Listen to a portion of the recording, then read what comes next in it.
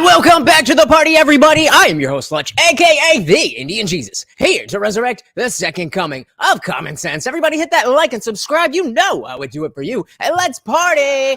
Big shout out to the replay gang. Thank you so much for coming back to watch this, even though you missed the live party. Guys, that is the best part. So make sure you are here every Monday, Wednesday, Friday, 8 p.m. Eastern, and sometimes whenever I feel like it. So hit that subscribe, ring the bell, and you will never miss an Indian Jesus live party ever again. If you'd like to support the channel, head on over to theindianjesus.com for your very own official merch. I actually just ordered some of my own. I'm actually going to be doing the Dissident Dialogues convention. Well, not doing it, attending it. And it is going to be cool to be able to rep my ish.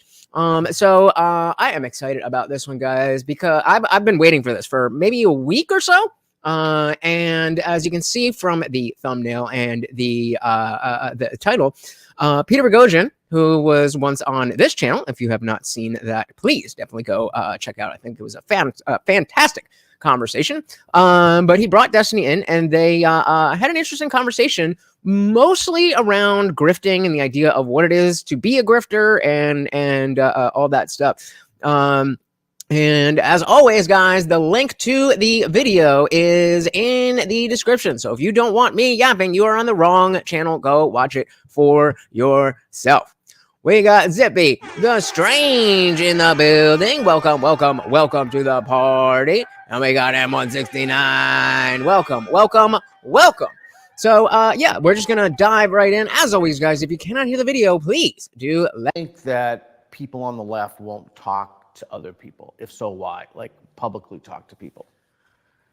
I think there's a couple different parts of a left versus right belief system that can play into people's proclivities to talk to each other. So for instance, on the left, you've got people who talk about like the paradox of tolerance, to where if you're tolerant of viewpoints that are very intolerant, then you run the risk of tolerating intolerance. Those particular viewpoints becoming so popular that it basically bullies out all of the tolerant ones, because intolerant people try to get rid of tolerant people, basically. And I feel like that's pretty much leftism these days. Shout out to Nick Luchetti in the building. Welcome to the party. Good to see you, brother. Yeah. That's an idea you have on the left. I will say, though, that there are similar types of ideas that show up on the right. So, for instance, the biggest arguments that people on I don't know if I'd say far right, but like very religious right will give against LGBT stuff as well. If these LGBT ideas become really popular, our kids are all going to become trans, and then we're going to lose the culture war that way or whatever. And so notice how he's framing it through the religious, the far right religious, crazy person. Oh, they're going to turn all our kids. But there's no truth to that. And so when it gets a character, it becomes a caricature of the actual position, then you have people like Destiny going on these shows and saying things that's kind of like what you think, but making it sound just a little bit dumber and meaner.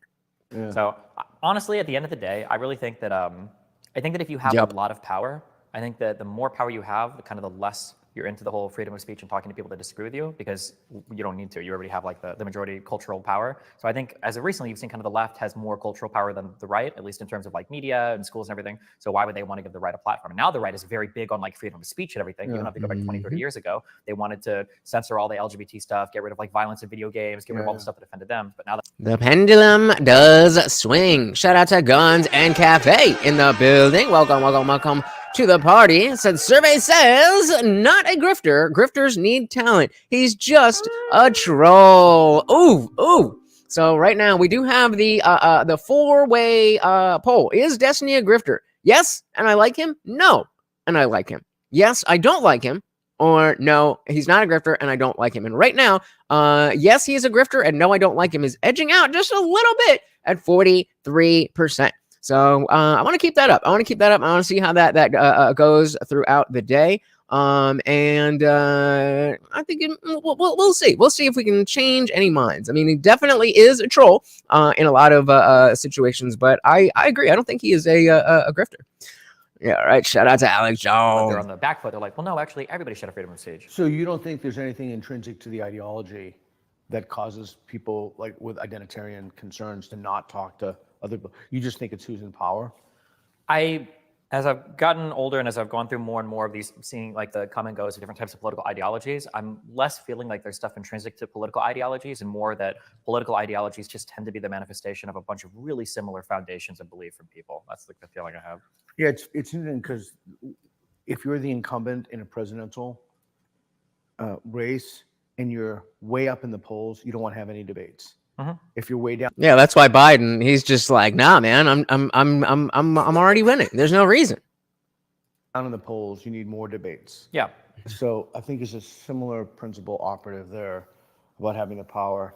It does seem to be something particularly intrinsic to the left. I mean, it's certainly intrinsic if you look at the ideologies that underlie it, the academic ideologies that buttress it or underlie it. But I do find it concerning because we have an impossible time to get people who are proponents of critical social justice on the show. Like they just won't come on.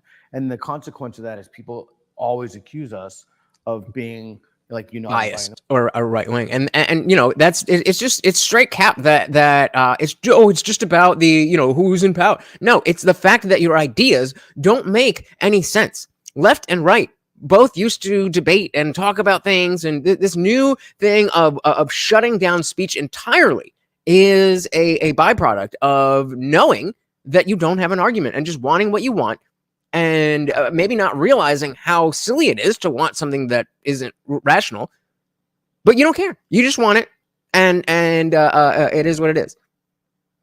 Destiny's trying to say, oh, well, no, it's the power dynamics and this and that and that. No, they know what's good. They know what's good. Them on, the emails got lost. I mean, it's insane. So how do you, I mean, you talk to those people or no? No, they don't talk to me. Why don't they talk to you? I think that depending on how far left you go, you're getting into like academic circles and stuff, and they just don't talk to many people at all. If you're talking about like the big shows, that's an interesting point that I never really put into the context of like online political speech. Because if you're Nick Fuentes and you're far right, whatever, then yeah, you're gonna want to be spreading your ideas and stuff. But if you're kind of a buttoned up person who maybe has more radical ideas, but you have an understanding that the normal person isn't going to be able to get it, then it does make sense that you would hold these opinions, but not necessarily want to be in the conversation. You're getting into like academic circles and stuff, and they just don't talk to many people at all. If you're talking about like the big shows, I don't know. I just don't think people in big shows in general have very many combative conversations or very many adversarial conversations. Because right, that's what he's saying. He's saying you should. It seems like kind of what you just said before. The upside is almost non-existent. Like, okay, well, I can talk to a person, and I guess I can get some views on a video. But the downside, if you do really poorly in a conversation, is almost unlimited. You can have a conversation that ends your career technically if you have it horribly enough. So. Yeah, and so that shows when somebody is willing to debate or not willing to debate, then it shows a strength in their position, or at least a confidence in their position. Not only that, but it shows that, okay, even if I'm going to be wrong here, I'm not going to be in bad faith, and the other person is actually going to prove me wrong, so I'll have a new idea to be right about. It's the people that can't that can't debate that will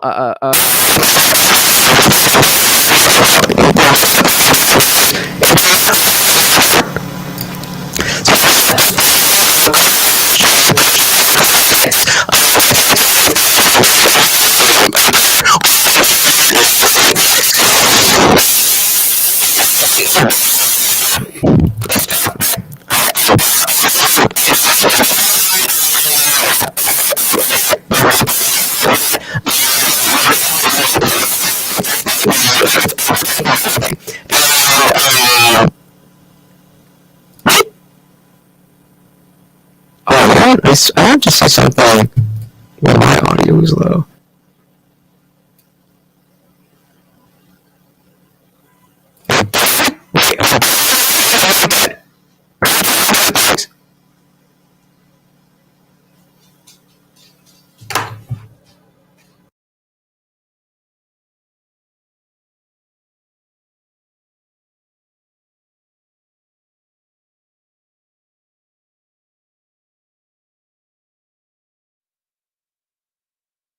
Testing.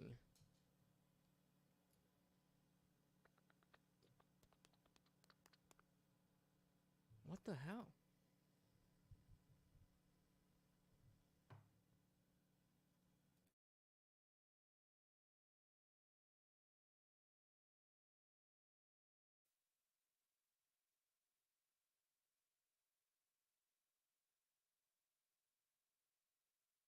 We good? All right, we're good. We're good. Okay. So what were we saying here? Let's oh yeah. So the people talking, people worried about getting views and talking about how is this going to do for my career? Again, if you don't have anything good to say, then why does it matter? It doesn't. It doesn't. Let's shout out Trey Williams in the building. Welcome, welcome, welcome.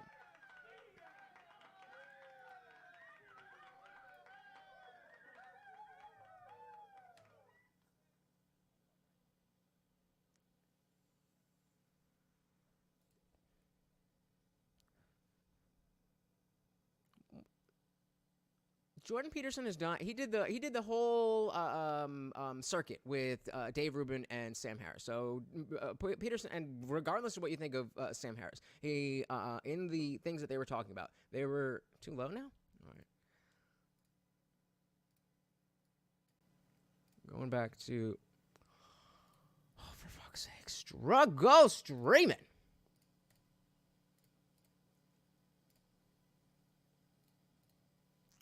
Right. Testing, testing, testing.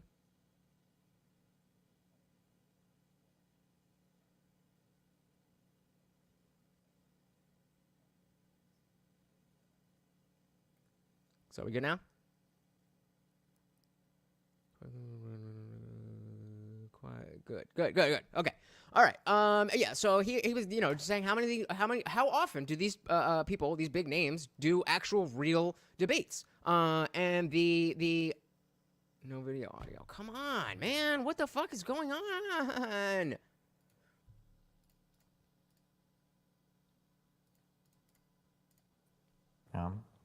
Yeah, and it bothers me when I go to the conferences, the quote-unquote anti-woke conferences. Like Ben Shapiro do conversations, but I mean on the far right, how many earnest debates does Ben Shapiro do, where it's like a hardcore debate against somebody, or good or no? I don't know what is going on. I mean, I had I got a strike on my channel from a video that was forever ago. And then my last stream got copyrighted, and I tried to trim the thing out, and they wouldn't trim the thing out. And then I tried to dispute it, and they wouldn't dispute it. And then I tried to cut it out again, and then it finally is back up. But I mean, StreamYard, YouTube, I get it. All right, I get it. All right, stop bugging with me, please. All right, one more time. Yeah, I mean, on the far left, it's hard to find people that will have those conversations. But I mean, on the far right, how many earnest debates does Ben Shapiro do, where it's like a hardcore debate against somebody, or even a Steven Crowder, or even a Jordan Peterson? These people aren't generally having hardcore debates. Yeah, so I was saying Jordan Peterson did that circuit with Sam Harris, and he was doing real, real debates and real conversations. So I would take him out of that. But certainly Ben Shapiro, certainly Steven Crowder, he does his change my mind segments. But where does he always do them? He sets up at a college. Any of the feelings over facts over feelings, any of those videos, they're at a college. They're at a speaking event. That's typically at a college. No, it's not to say that these people can't debate. But the point is, they're not out there pushing the conversation. So for the rest of us, it's just here's what we think. Here's what we think. And so it's okay, I guess that's what you think.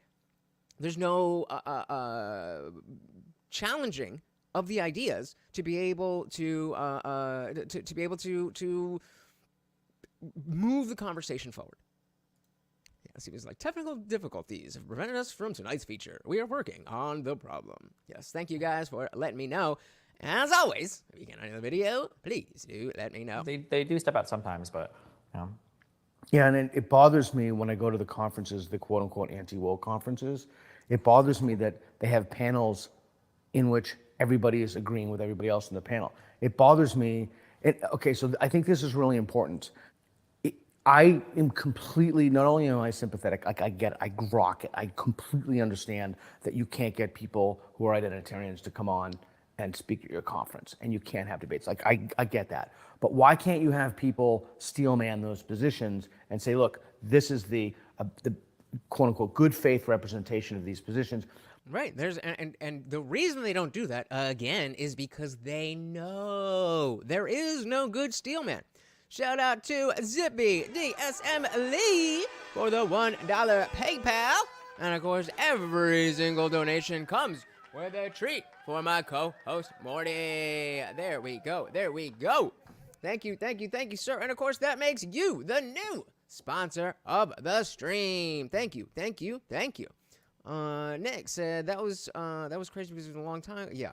I mean, well, they said harassment and bullying. It was a clip from when me and Melton My Media were on with David talking about 2020 stuff, and I don't really want to get into it because I don't really know. Did I miss your post? What post? That one. That's all I'm saying. If there's something that you that I didn't see or that you want to just say it again. If I skip it twice, then you know that I'm doing it on purpose. But if I miss it, sometimes I just miss it. But shout out again to Zippy. Look, this is the quote unquote good faith representation of these positions. I don't see that. I see these as forwarding anti-woke ideological narratives, many of which, by the way, in my experience, have been Christian nationalist in its origin, in its orientation. But I do see these competing echo chambers constantly branching out with ideological conformity baked into the system, and I find incredibly disturbing. I mean, I said shit. Me too. It is disturbing. Disturbing is a great word for it because I think we're afraid of what we don't know, and as much as we do know about where this leads, there's a lot that we don't know about where this leads, and so I think this disturbing is absolutely the right term. Shout out again to our sponsor, Zippy DSM Lee. Guys, if you've not already, please do hit the like button. It is free, it is so quick, and it does so very much for a channel. It just almost got a strike.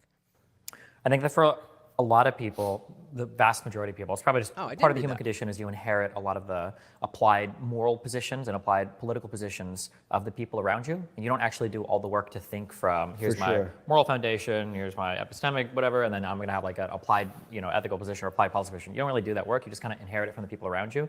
And I think one of the consequences of that is an applied political position becomes a replacement for foundational moral statement.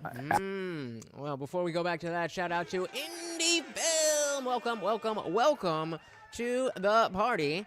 I'm gonna pull this down. Let me know if my my mic volume. I'm adjusting it when I was doing some editing. It was a little bit loud, so just let me know if it's good. But he said you got a strike. Congratulations on getting the deep state's radar. Yeah, I mean, bro, I was working. So I worked yesterday. Came home, and then I did a 9-hour editing session. And it was right, I finally did everything the last thing that I was going to do, and just the thumbnail for the video that came out today. I just go to put the thumbnail, it was already made and everything. I just go to put it up, and it's like, oh, something went wrong. I'm like, what's going on? And then I see the notification. I was like, no. Because 3 channel strikes, and they nuke your channel. And, okay, so I'll keep it where it was. They will nuke your channel, and the fact of the matter is because they can look retroactively. There's already stuff that if you saying, "Oh, you're a dummy," is enough to get a strike. There's plenty of times where I've said worse shit. They could just decide that, oh, we're gonna enforce that one, that one, and you're done. So it's terrifying. It's terrifying, but we got everything resolved, so we are all good. Welcome to the party. So yeah, guys, again, if you have not followed on, Rumble is down today, I don't know what's going on, but X and Kick and all that stuff, always at Indian Jesus Off. Is an applied political position. Oh yeah, I want to get back to this. Here's my epistemic, whatever, and then I'm going to have like an applied, ethical position or applied policy position. You don't really do that work. You just kind of inherit it from the people around you. And I think one of the So not doing that work. You're not doing any work. You're not doing any mental work to figure out, okay, here's an idea. What do I think of this idea? How should this idea be applied? And where does it fit? Instead, you just say, oh, well, they said good thing, so we're going to do good thing. That's not how, that's not at all how a smart person should think. You should think for yourself. Shout out to Mugen1. Welcome to the party. Good to see you. As always, welcome. Zippy said, Twitter has a lot of issues with random images being flagged as sensitive. They're changing the bot algorithms. Yep. Ethical position or applied policy position. You don't really do that work. You just kind of inherit it from the people around you. You just inherit it from the people around you. And I think one of the consequences of that is an applied political position becomes a replacement for foundational moral statement.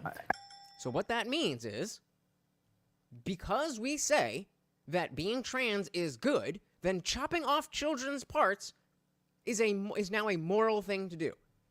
It's working backwards. So 100%. Yeah. So if I say if I say that I believe that a certain people are like either committing genocide, or if I say a certain group of people are like against rent control, what I'm really saying is that like I just don't like what these people are doing because it breaks away from my applied position. So then if you have another person who's against your applied position, they believe something different, it might be something like minimum wage. You're against minimum wage and they're for minimum wage. Well, it's because they hate business and they hate people and they want everybody to fail, because you can't even conceive of a different foundation of a belief when you don't have a foundation for your own beliefs. Yeah. When you don't have a foundation. And so that's why I don't think that Destiny is a grifter. I think that he has bad ideas about things, but I believe that he believes the things that he says, because he has the principles and he applies them for the most part equally across the issues. That doesn't mean he's right about anything, but that means that he has a foundation.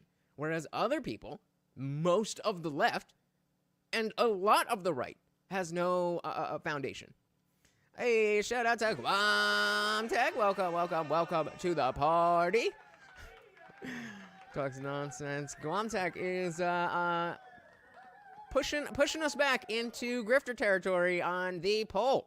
Welcome. Want everybody to fail, because you can't even conceive of a different foundation of a belief when you don't have a foundation for your own beliefs. Yeah, and that's why one of the things that I've learned over the last 15 years, I've been acutely aware of the role that community plays and how people want to maintain their relationship. It's somewhat related to audience capture, and it's somewhat related to we want to belong, we want community, we don't want to go against the community, we want to all kind of, have our own champions. And I think that is a recipe in philosophy called Doxastic closure, or closing or constricting one's beliefs. It's a kind of moral strangulating people morally as well. So yeah, and that again, the conformity. There's a way that when we have, that's because you're dumb if you just listen, and not to mention I'm telling you exactly what they're saying. They're saying the thing, and then I'm telling you what they're saying. The idea that if you we talk about how important community is. A community means that there's some connection between all the people in that community. But if you go too far and you're too restrictive, then it creates it's more important to be part of the community, or it's more important to conform than it is to act in a moral way. And again, that is the left. Context that I like his content for the most part. I don't really like him. Yeah, I think that is yeah, I think I agree with that. I agree with that statement. I don't like him as a person. I can definitely I can definitely appreciate what he does and all that stuff, but I don't know if I would want to hang out and be buddies with him. Guns and Cafe said back in the day, if you went against the grain, you got kicked out of the cave and died. Yeah, and so some level of conformity is necessary. We need some level of conformity. We need to know that if we're, whether you're talking about back in the day, if all right, if we're all going out on the hunt, then we know that when the animal comes, then everybody ducks down, otherwise we're going to scare them away. Or it's that whenever, somebody pretends that they're a different gender, then we will affirm that no matter what, despite the morality. So there has to be a middle ground. There has to be a middle ground. Zigby, I just changed it. Let me know.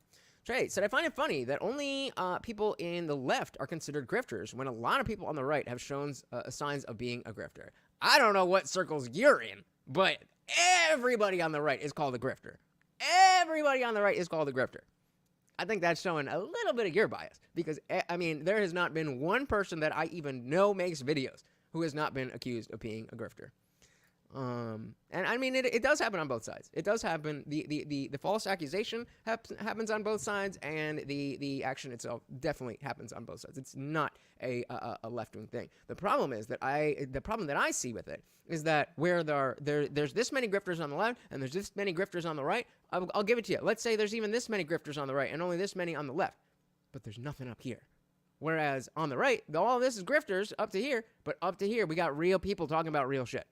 So maybe, but it's not in a vacuum. And for the left, Destiny's words are really the only thing that exists that makes sense to anybody outside the bubble. Slow progress. One thing that I respect him for the most part. It's mostly his TDS and the Koof takes that that pisses me off the most. What was that again? I know you told me already, but what does Koof mean? It's a kind of moral strangulating people morally as well. So let me ask, I'm curious about a few things. So I will say on that, just because, like, it's not necessarily a bad thing. You can imagine that you probably need some level of ethical cohesion or even factual cohesion for groups of people to operate together, right? Like, you don't want a guy in the group that thinks it's okay to have sex with children, and you don't want a guy in the group that thinks it's okay to steal all your shit, and you don't want a guy in the group that thinks it's okay to take a shit in your cereal, right? You're gonna need some collection of like beliefs that all of you guys agree with. Commit social justice in the cereal. Yeah, you have to have an agreement here, but the problem I think is that the groups have gotten so huge that now the teams that we belong to can't possibly accurately in a healthy manner represent what we should feel. Like, if you go Yeah, Gromtex, exactly. We all have been talking about how ever since Stop Big Con, this was last August, did this all start? Or maybe it was in the winter. But whenever it was, like, nobody has trusted Steven Crowder. And it's just been getting worse and worse and worse and worse. Don't forget that as I drink more and as we get more into it, I'm going to start yelling at shit! I'm still in the wake up phase. Stephen says, "Don't do crime if you want to live." I do crime all the time. Actually, technically, it's not a crime anymore. Do I do crimes? Let's just say no. The teams that we belong to can't possibly accurately in a healthy manner represent what we should feel. Like, if you go to a particular neighborhood, you're going to find a lot of cohesion there. But when you try to say, like, everybody across the country, like, you're a worker in a warehouse in Louisiana, and you need to have a really strong opinion on Leah Thomas. Or you're a guy that lives in Bakersfield, you're in Central California, but you need to know everything about AOC.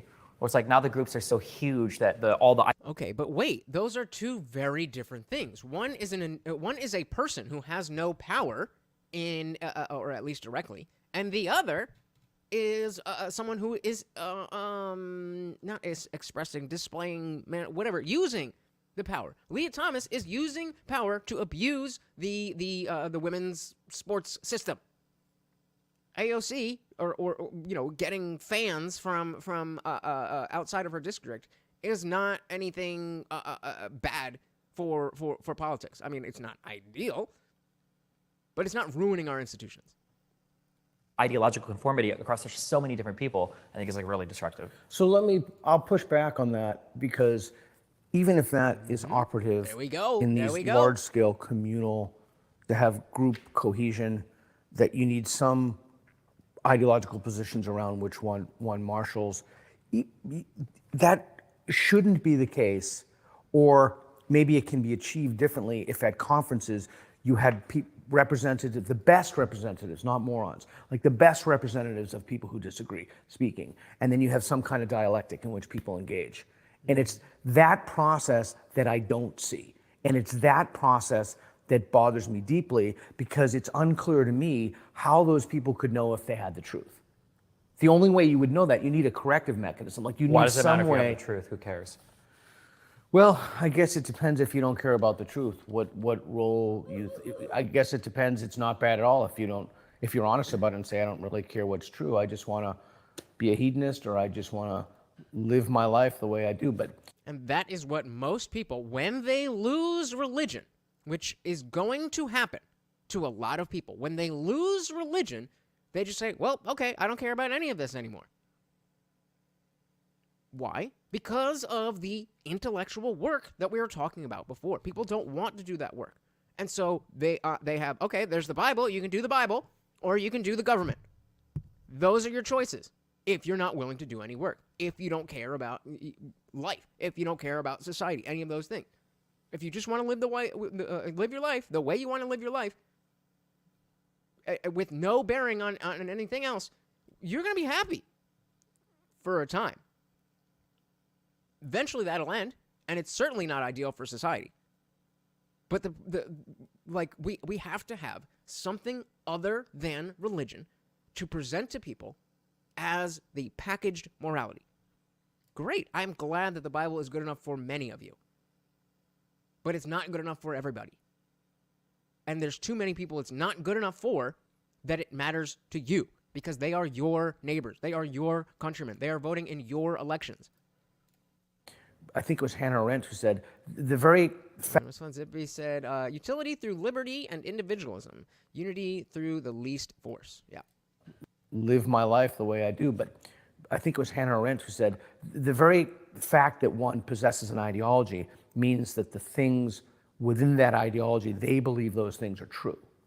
And so at the end of the day, unless you're explicitly not making truth claims like many of the postmodernists, but even the postmodernists, they're not claiming that the world doesn't exist. They're just claiming that those power structures mediate the relationships and how you understand what is true.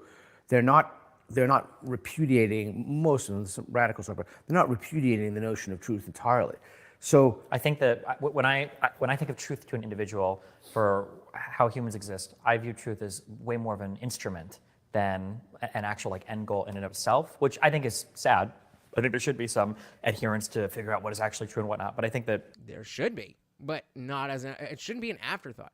And yeah, on the thing we were just talking about, and I'm saying I have to admit I'm tired of it only mattering when it hurts women. I'm not going to stick up for them unless they're willing to say I shouldn't have to have a woman in the men's locker room either. And Tim Pool has this exact position where he's like, all right, if y'all ain't fighting for it, then this is what you want. But it's a little different because it's not like the people who are going along with it aren't the same people who are having a problem with it. And so we just look at it as women when there's women who do this and there's women who do that. There's Riley Gaines. There's so it's difficult, but there are absolutely women standing up for the problem in general, not just because of they are women, because of their personal experience. And I think again this comes down to what is true. It matters what is true. I don't care if they are bad people. I have principles. I have a set of values that I follow. It doesn't matter what they do. My principles will be followed. Shout out to Dylan Soup. Welcome to the party. So Destiny can be a grifter, but he's one of the few leftists/lefty people interested to talking and debating outside of the leftist bubble. Bingo. Yep, they were. That's exactly what they. That's the entirety of what you missed, basically. That's the entirety of it. Right. which I think is sad. I think there should be some adherence to figure out what is actually true and whatnot. But I think that truth and the way that people approach it is usually just a way to reconcile cognitive dissonances. And as long as a particular set of facts is serving your purpose, people's adherence is going to be way higher to things that satisfy your baser Maslow's hierarchy of needs than like strict adherence to some, being epistemically humble and trying to pursue truth as much as possible. Because do you guys put a 1 in the chat if you do not know Maslow's hierarchy of needs?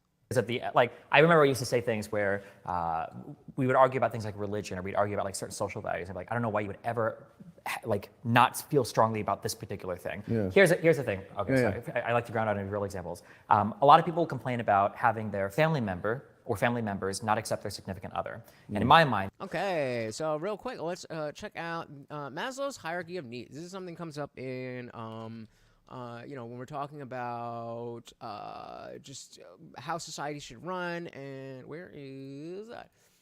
So this is the whoa, what did I just do?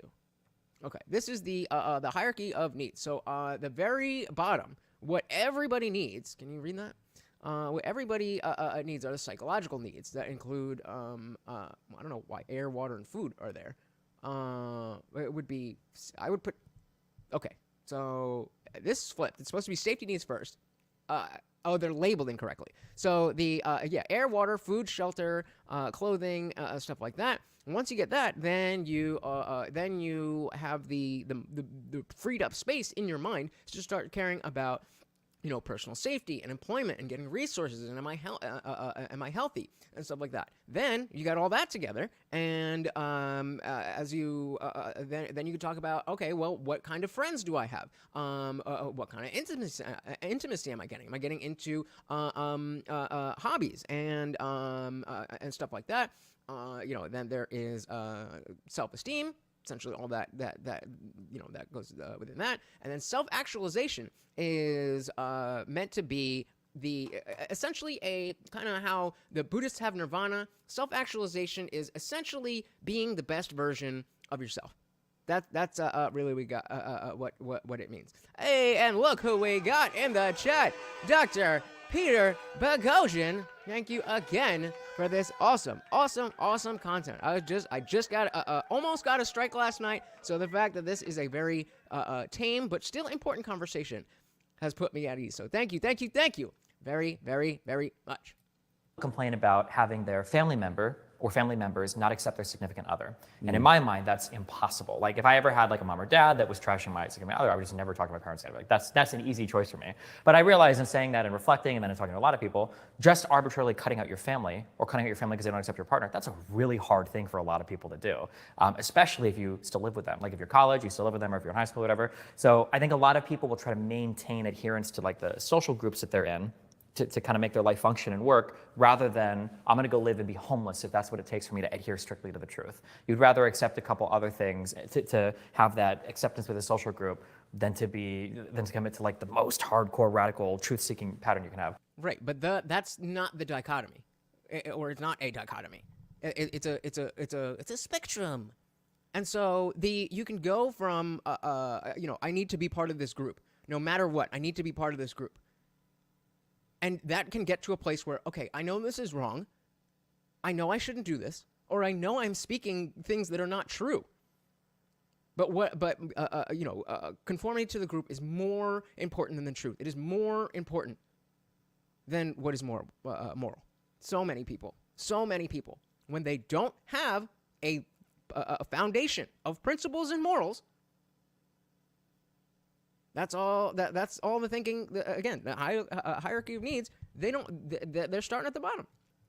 Glumtex said it's unfortunate. 2020 Destiny would have been more suited to take on these bigger intellectuals. He just doesn't have the same gas tank, it seems, since his divorce. The king has fallen. Interesting. I haven't noticed that as much. I will say I haven't necessarily watched him as much. I've been doing more editing and stuff, or I've been doing more with the editing. Usually when I'm editing and I'm not adding any movie stuff, I just have something like this on in the back, but then I gotta listen to the whole thing. Interesting. I'm gonna be looking out for that. And again, if this is so yes, without the Bible, you have no prepackaged foundation, correct?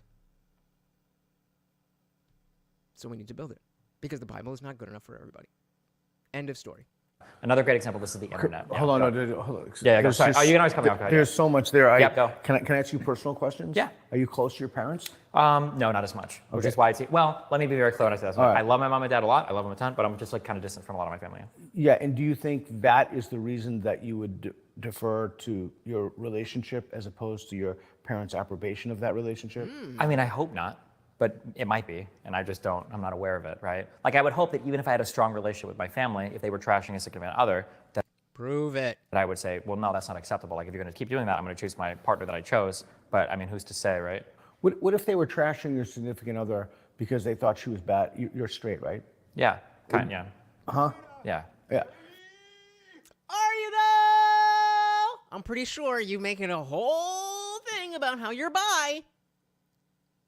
Just saying, he asked you straight out in a respectful manner. Why didn't? Well, it seems like you're embarrassed. No bullying and harassment. I'll let your minds do it for you.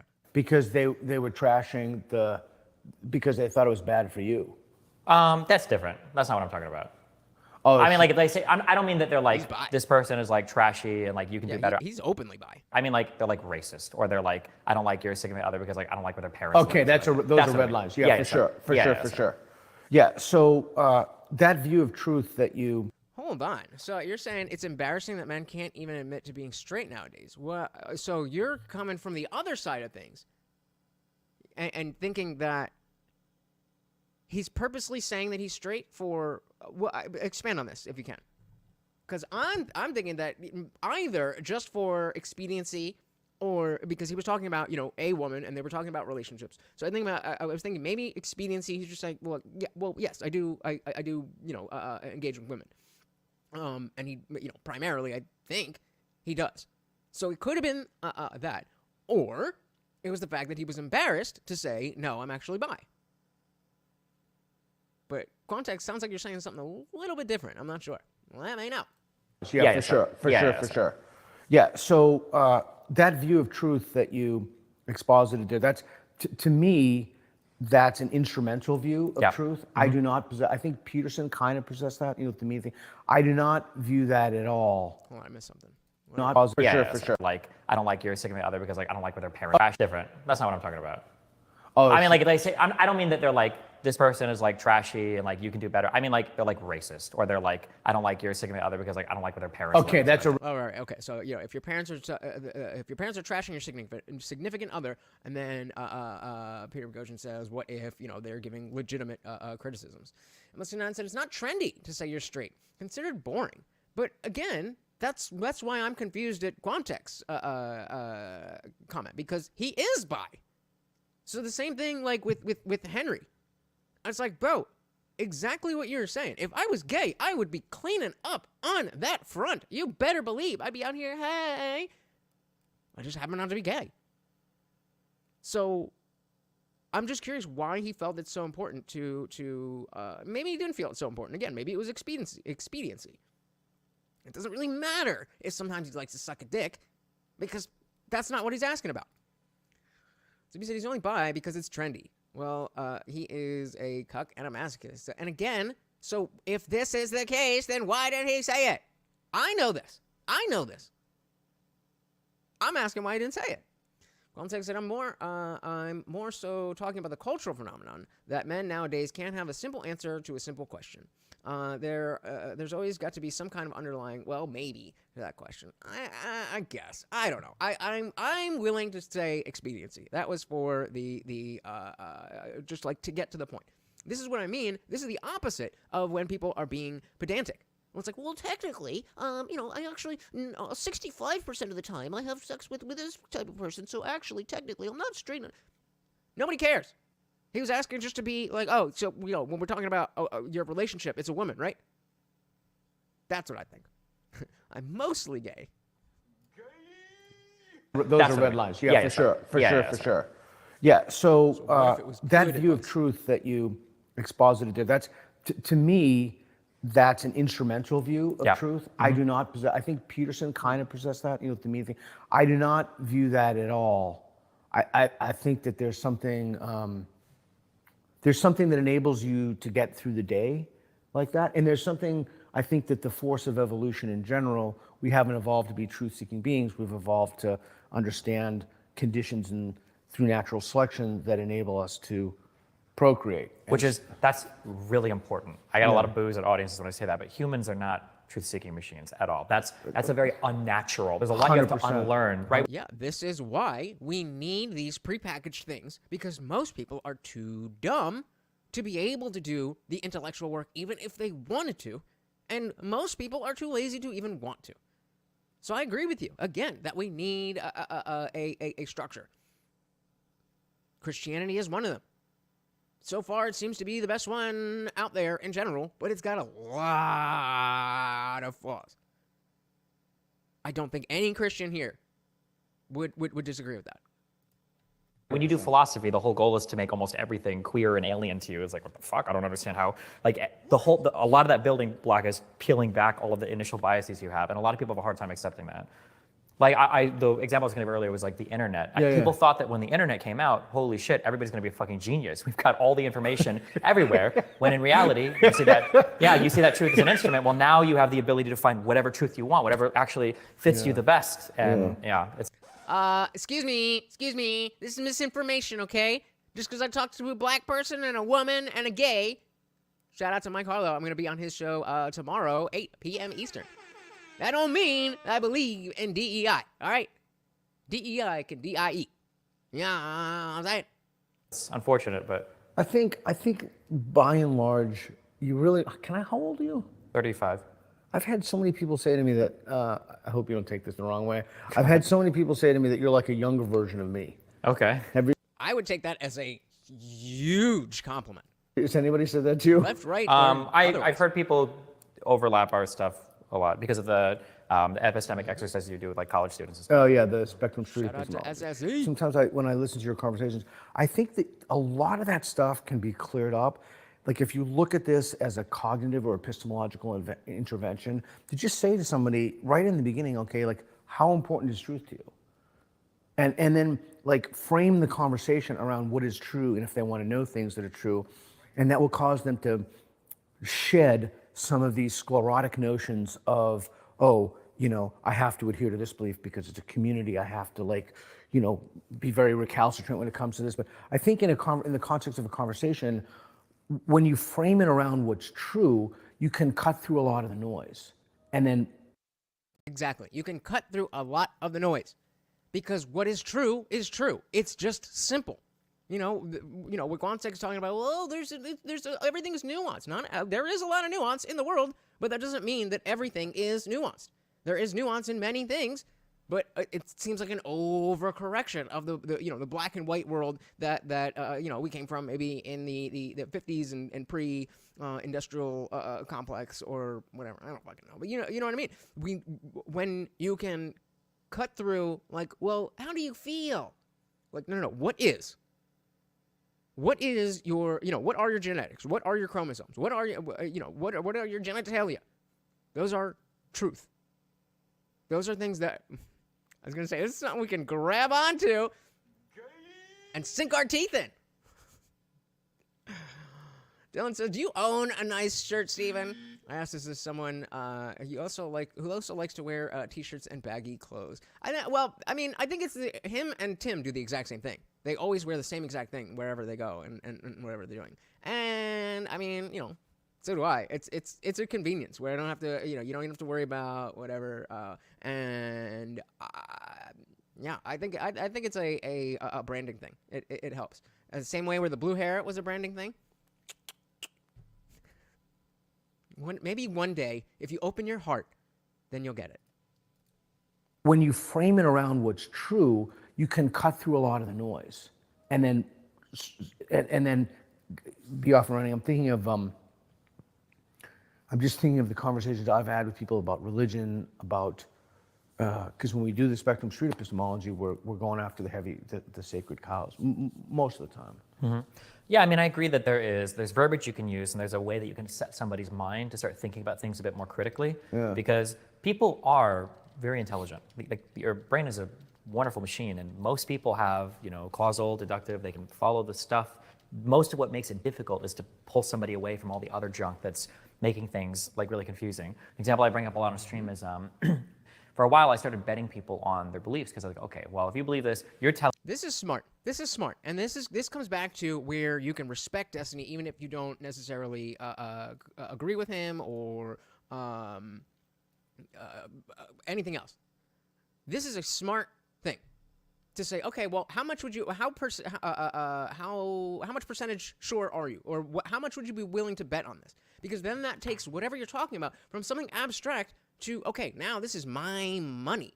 Or this is a clear number on a 0 to 100 chart. So I'm a fan of this. For a while, I started betting people on their beliefs because I was like, okay, well, if you believe this, you're telling me that you feel 99 to 1. You're 99% sure this is going to happen. Okay, so then if I bet you $100, you should be willing to stake, $99,000 against me. Right. That confident. I expected. It definitely is a rhetorical tool. Just because you have a strong opinion on something doesn't mean that you should automatically be willing to part money because of it. That's not the point. The point is it forces somebody to have stakes in what they're saying, or have a stake in what they're saying. And I think it's I think it's a good plan. Yeah, shout out to Men in Black, right? People, a person is smart. People are dumb. Yesterday, you knew that there was nothing else in the whole universe. And today, whatever, who knows? Well, you'll know tomorrow. One of two things happened. I either expected people to tell me to fuck off, or I expected people to maybe take like really bad bets because they were way overconfident. But a third thing happened a lot that was really surprising. Can I guess? Yeah. People started backing down. I'm guessing. I did watch this, but I was working, and but that's my guess, that people started backing down. Yeah, person is smart. People are dumb, panicky, dangerous animals, and you know it.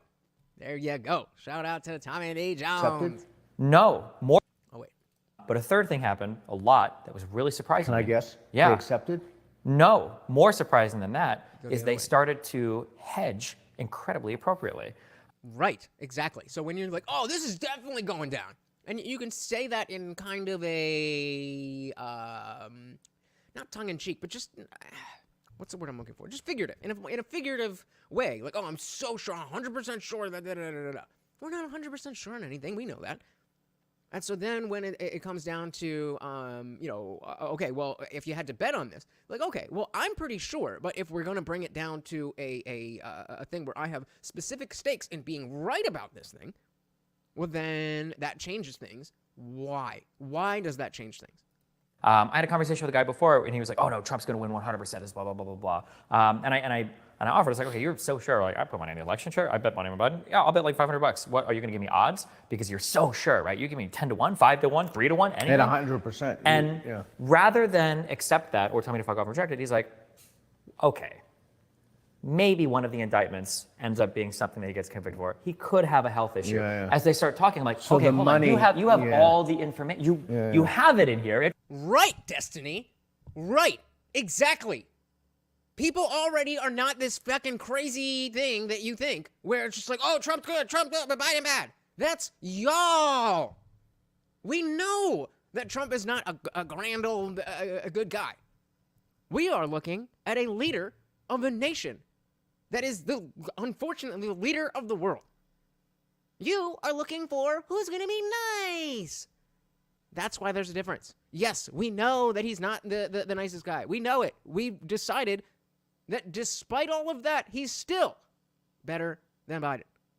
And you have not even let yourself think that that is a reasonable position and try to steelman that. Yeah. As they start talking, like, So okay, the hold money- on, you have yeah. all the information. You have it in here. It's there. And when you're forced to actually stick at a certain position, you do actually start to go through that logical thought process. But prior to that, nobody's holding you accountable for anything. That's true of even people in my position. Nobody holds content creators or alternative media people accountable for being wrong. And that's why I do like the exercise or the mechanism and be like, okay, well, let's put some money on it. There's a lot of reward for being hyperbolic, right? Nobody's going to listen to me if I'm like, I think Biden has a 52% chance of winning the election. Yeah. They want to hear Trump has no shot. Like the Matt Walsh thing I'm thinking about. Yeah. Yeah. So I think there's just a lot. Yeah, that was not a great moment for anti-trans anything. Where it's like, oh yeah, there's thousands of kids getting surgeries. It's like, not quite. The truth, again, is your friend. A lot of the stuff that pushes people into bad epistemic practices have nothing to do with philosophy or epistemology at all. It just has to do with like social cohesion and stuff like that. Yeah, it's funny if you're Conformity. 100% on something, or at least I found, well, one, you'd give odds commensurate with that. Those being 100, and that means you're Big odds. like that means that like there's no Guys, come on, can I just get that like button? We got 9 people in here and we all got 6 likes. Come on, I don't want to beg. chance. Yeah. I wouldn't say I'm 100% of like. I mean, the Earth existed before I was born, or this is a hand that'll give you 100%. Okay, so a few things that I'm thinking of. I've been accused. I've been accused of Nazi, grifter, moron. I get those Moron. a lot. Really? They have to blank out moron? YouTube, I don't know what it is that you want. I've been accused of Nazi, grifter, moron. I get those a lot. Those are the most common ones. you've been accused of a whole bunch of things, slander, slurs, etc. I want to. All right, guys, as soon as they start this grifter conversation, we are ending the poll. So if you have not already hit it, make sure you get your vote in. If you are watching the replay, let me know, is Destiny a grifter, and does that matter to you? Do you like him? Do you not like him? Is he a grifter? Is he not a grifter? There's 4 different combinations. I'm going to take a look at this idea that you and I are grifters. Okay.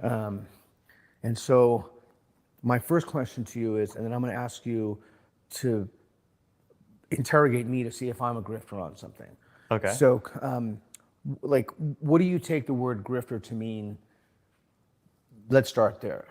Good place to start. So I think when I use the word grifter, I mean somebody who is putting out a message that they may or may not believe in, but they are doing it specifically for the purpose of attention, money, pushing a message, not to just merely express themselves or make things better or any other reason than money and clout.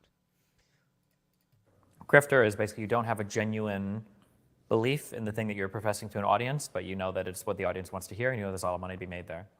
And see, that's why I add that you may even believe in it, because I think that there is, well, I know for a fact that there is a lot of clergymen who no longer believe, but because of the social cohesion, they can't just come out and be like, oh yeah, this thing that I spent my whole life on, that is wrong.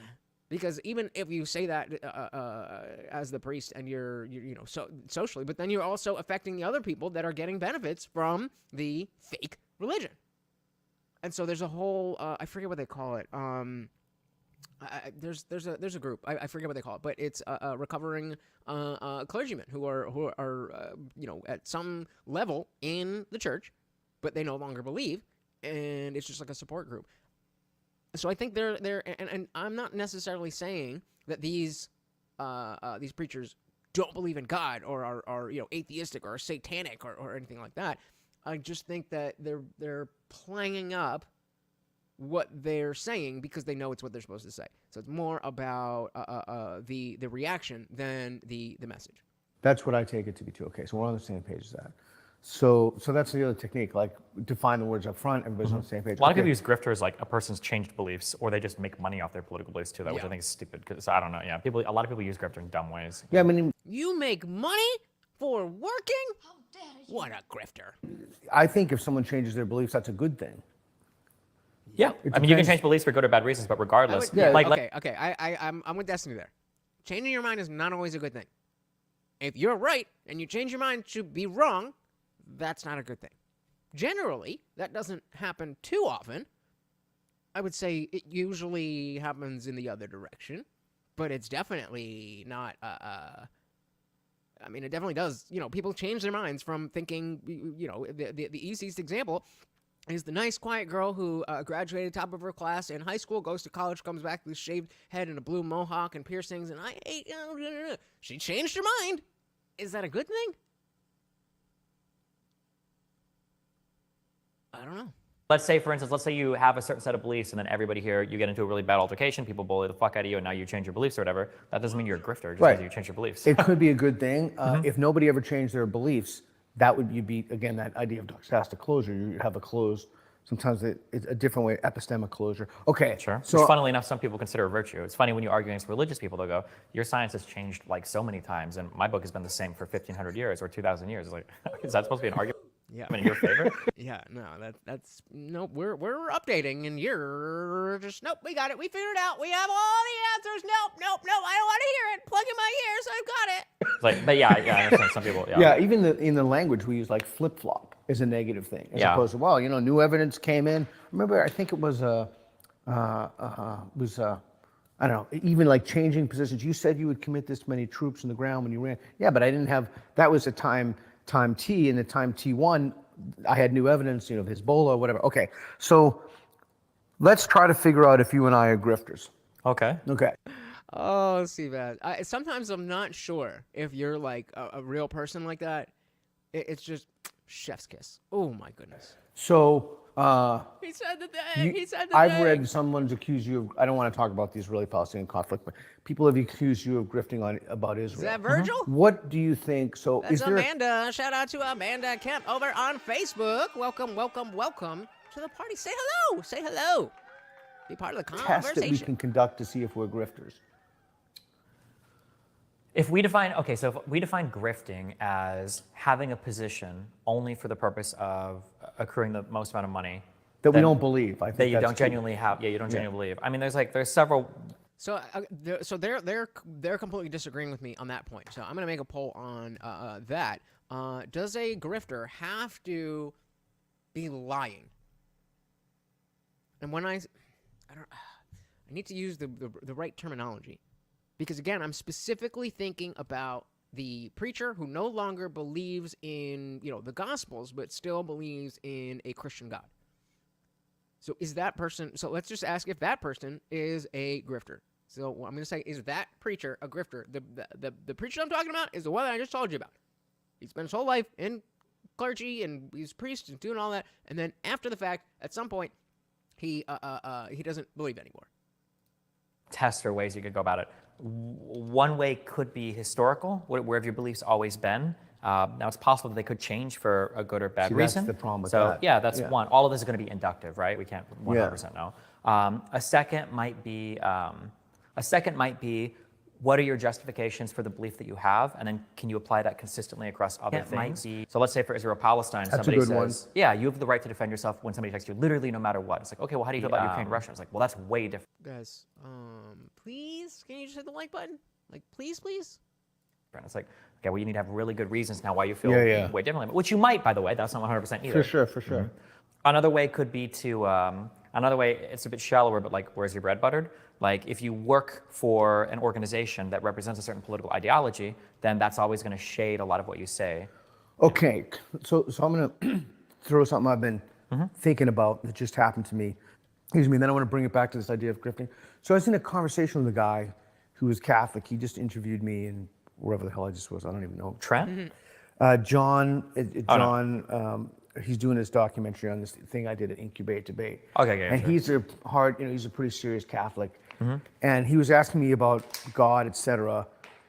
And he said, wow, like I thought you were going to debate me about that. And I'm like, no, I'm just trying to reason honestly with you about it. Like I'm just trying to really like think through, because I want to know what's true, and I don't want to be incorrect in my beliefs. And so I'm thinking about that in terms of grifting, because one problem that I know that I have is I'll see someone whose views I find just odious and utterly despicable.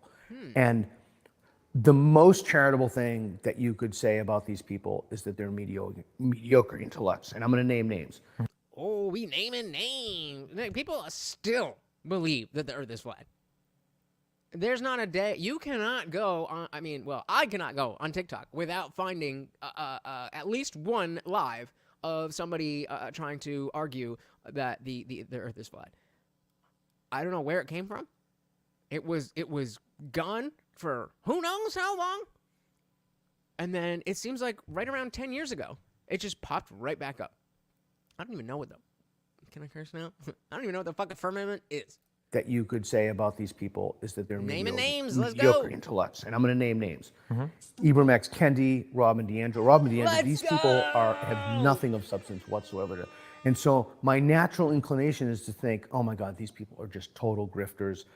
But so you guys know who we're talking about, right? Ibram X. Kendi is the CRT guy with the only remedy for past discrimination is present and future discrimination. The whites had it good, so now we got to discriminate against the whites. Or Kimberly Crenshaw, what was her thing? Kimberly Crenshaw. What's her claim to fame, baby? I know it's something. Civil rights advocate, critical race. I think she's leading scholar. Blah blah blah. Career. I thought she had a book. No. Well, either way, she is why you know what CRT stands for. M169 said, I hesitate to vote on that. I have no problem with anyone going through a time of questioning. Do they talk about it with their congregation? If not, grifting. But if they are open about it, then no. So no, they are not. They are playing the game, and they are not letting on to the congregation that, hey, I'm feeling this way. And so it doesn't necessarily have to be permanent. But I think the kind of people who know all that they're going to know about the ideology is going to be somebody who's steeped their life in it for 20 plus years. Shout out to Nate! Welcome to the party. Said Firmament would be an excellent an excellent mattress company name. There you go, Dilly to that. Good one. Welcome. Yeah, so Robin DiAngelo wrote the White Fragility, and then, yeah, Kimberly Crenshaw, I think she's just a professor just spewing his shit. Natural inclination is to think, oh my God, these people are just total grifters. But Shout out to I Ben wonder, Applebaum. I Let's see if he think sticks I'm around. doing that because I both find their beliefs to be reprehensible and they don't comport with my own. They're antithetical to my beliefs. And so I think it's easy to just like slam grifter. And I don't want to be in that position of thinking someone with whom I have a substantive disagreement, they're grifting and they don't actually believe it. Yeah, I think there's like a whole classification of things.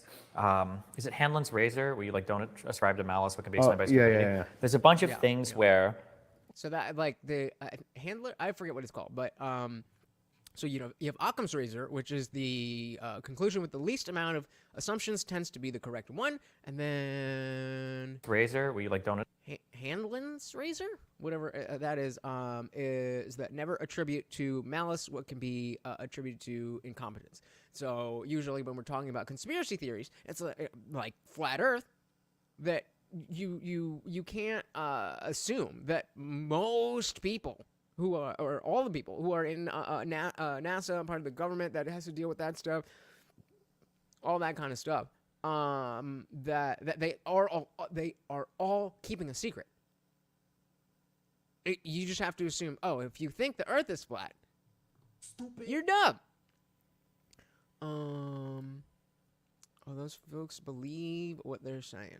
Oh, that the lefties. Oh, hell yeah, they do. That is a problem, that they actually believe it. It would be easier if they were grifters, but I don't know. Dylan says Robin DiAngelo is a white guilter that upgraded to being a white grifter. There you go. Ascribe to malice what can be explained by stupidity. Yeah. There's a bunch of things where, like, if it comes to like grifting or if it comes to like malice, I need a lot to move me over there. Until then, I'm just going to assume it's all genuine, because otherwise you get into a weird world of, rather than dealing with what you're saying, I'm trying to deal with why I think you're saying it, and I don't even. Yeah. Okay, so help me understand this then. So if you really want to, like, I was thinking of a grifter test could be universally test. These people don't debate. Somebody offered Ibram X. Kendi $100,000 to debate me. Honest. Why would he do it? Because he can make more, and if he loses, his whole enterprise is utterly destroyed. Yep. And this ties right into what they were saying. You don't have to be at that level. You don't have to be at that level to grift on the fact that, okay, my ideas suck, but people are believing them, so I'm going with it. So 100% of you said yes, that preacher is a grifter. I agree. I definitely can commiserate with being in that position. Especially as a former Christian, it's not like you do it on purpose. It's not like you want to be a good person, and you're taught that Christianity is the way to go. But if you come to I'll agree with you there. If you come to a place where you're like, okay, I don't necessarily believe in all of the things that I'm saying, but I think it's for the better, for the greater good, you're dipping your toe into grifting. The truth shall set you free. Right. So, but it would seem to me to be, Based. and I don't even want to really necessarily debate. I would take a conversation, but it would seem to me to be a kind of test for grifting would be if you're willing to have a conversation, at the very least a conversation, if not a debate, about the ideas that you're espousing. And if You suck at debating, right? well, then you could do it on paper. Or you could do it on. But that's so what Destiny is saying is bringing up a solid point that, like, okay, maybe you have good ideas, but rhetorically you're not good at speaking. You're not good at debate. That could be a problem in terms of, you know, winning a debate. That is only the case as long as we have an audience, meaning, you know, the general public, understanding that, oh, the person who talked more was right, or, oh, the person who was louder was right, or, oh, the person who I like more is right. And that is that's a culture. So we, the people who are willing to sit down and have these conversations, have to be willing to have the humility that I might get owned here. So that you can show your audience, hey, I'm not always right all the time. That doesn't mean that there's no value in listening to me. But I'm human just like anybody else, and I was wrong about that one. I think that needs to be something that, like, okay, well, if you have good ideas, then you need to be able to, or maybe as a society, we need to focus more on being able to communicate. Communication is a pretty big deal. That said, true grifting seems like it would be rare these days. There's plenty of money to be made on both sides of the aisle, in my humble opinion. Yeah, I think so, but you don't think that I could, you know, we were just talking about Henry. You don't think that looking like this, hair like this, if I was, you know, instead of some conservative dude trying to whatever, and I'm tiny, that I'm just a little twink. You don't think that I'd be able to open my audience by a lot if I pretended I was gay? I think I could. Kidding, right? Well, then you could do it on paper. Or you could do it via correspondence and then publish that. I feel like the thing is that there's a lot more explanations I feel like I could conceive of before grifting that would explain why somebody would avoid that type of conversation. Maybe they can't defend their idea well, they'll look like an idiot. Okay, okay, but then you need to learn how to defend your ideas. I agree that there is an issue there, that if somebody is good at these debate tactics and stuff, that you can mislead people. I agree with Destiny there. I don't think that's an excuse to just be like, oh, well, so then we shouldn't debate. But Sinan said, as a society, maybe we need to teach critical thinking skills to young people. Nah, I don't think that'll work. Yeah. Okay, so correct me if my reasoning is there. So if you can't defend your idea well, then commensurate to the degree that you cannot defend your idea well, you would have to lower your confidence in the belief. You have to lower you have to recalibrate that downward in terms of it being true. Okay, that's an interesting claim. So if you're telling me that yes, you have let's say you have an 80% correct idea, just to make it easy. We're at 80%, but I'm not really good at debate, and I get nervous and whatever. So my confidence in that debate, and therefore the confidence in the truth of the debate, should go down. Because we should expect that other people have the critical thinking skills to see, like, oh, okay, no, this person isn't smarter or more right about this thing. They're just yelling, or they're just using ad hominems, or whatever the case may be. But people are not primed to look for that stuff. So it's just whatever sounds nice.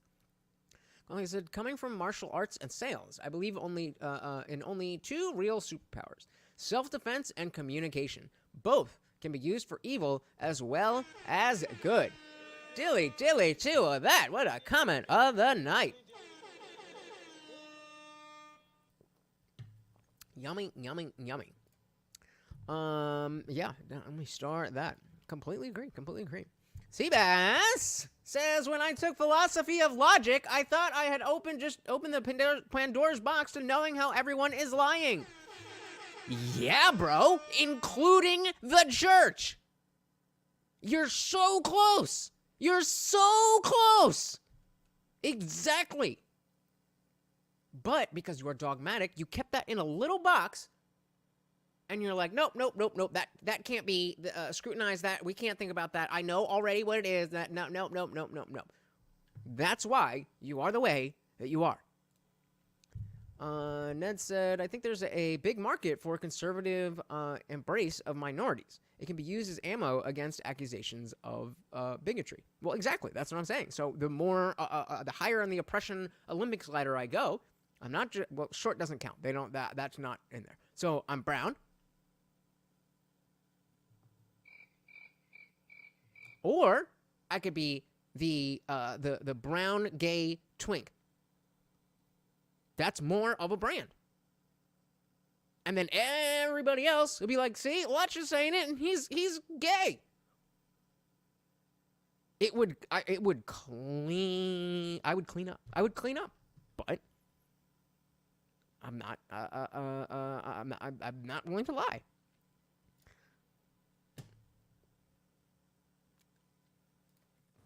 Okay, that's interesting.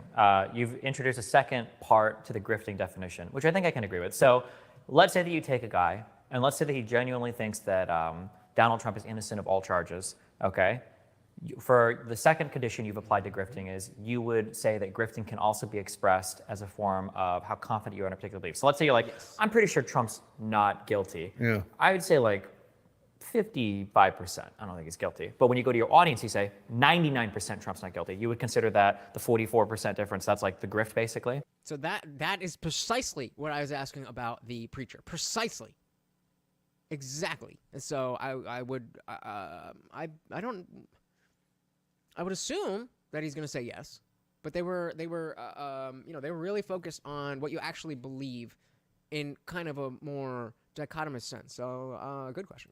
99% Trump's not guilty. You would consider that the 44% difference, that's like the grift, basically?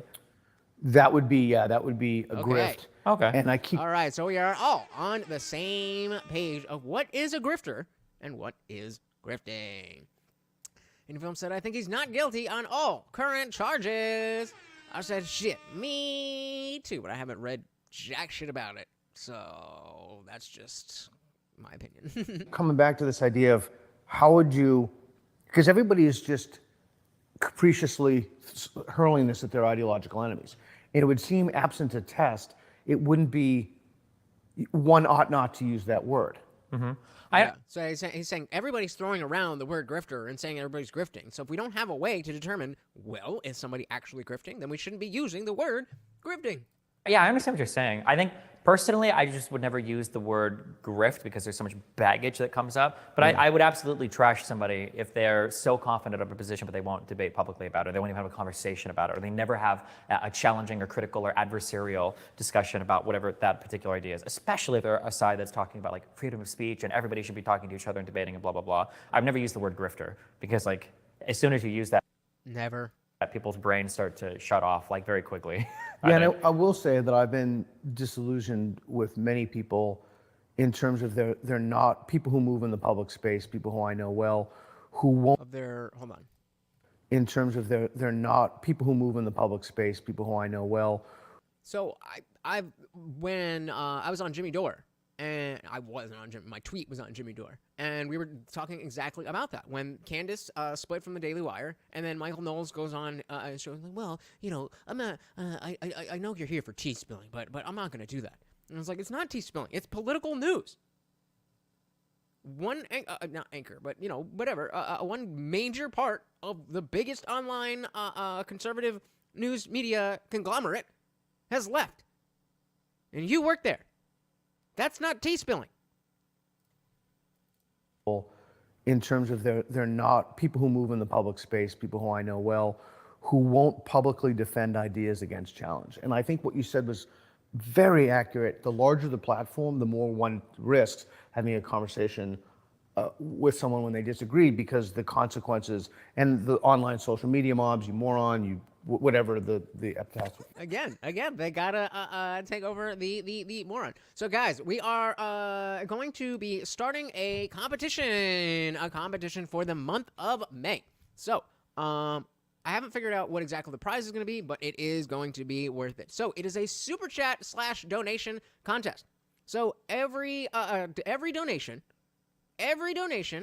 is going to be worth up to $5. So a $1 donation is going to be 1 point, and 2 would be 2 points, 5 would be 5 points, but anything over 5 would still be 5 points. So if you give a $20 super chat, that's still 5 points. And so then we're going to do a raffle at the end of the month. And you'll win some merch. You'll win some free membership stuff. So get that shit in. Pay me, motherfuckers. And the online social media mobs, you moron, you Plus, we get to feed Morty. whatever the epithets that one would hurl.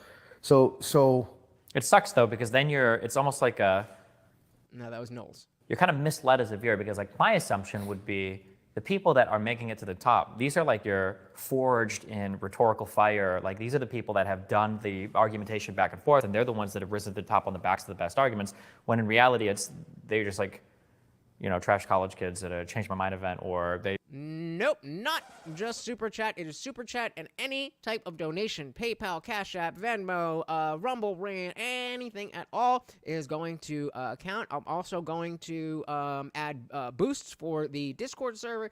Anything that, any money that goes to the Indian Jesus community is going to be counted.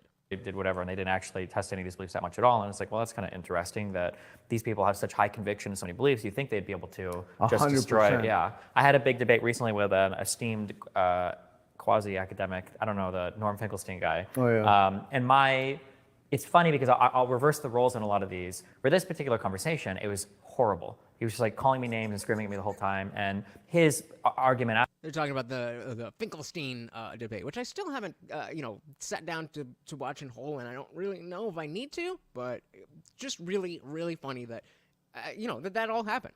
Hey, look who we got! Indie Film! Starting us off with a $5 super chat, and of course, they still all come with a treat for Morty. I'm not looking, just get it, you lazy motherfucker.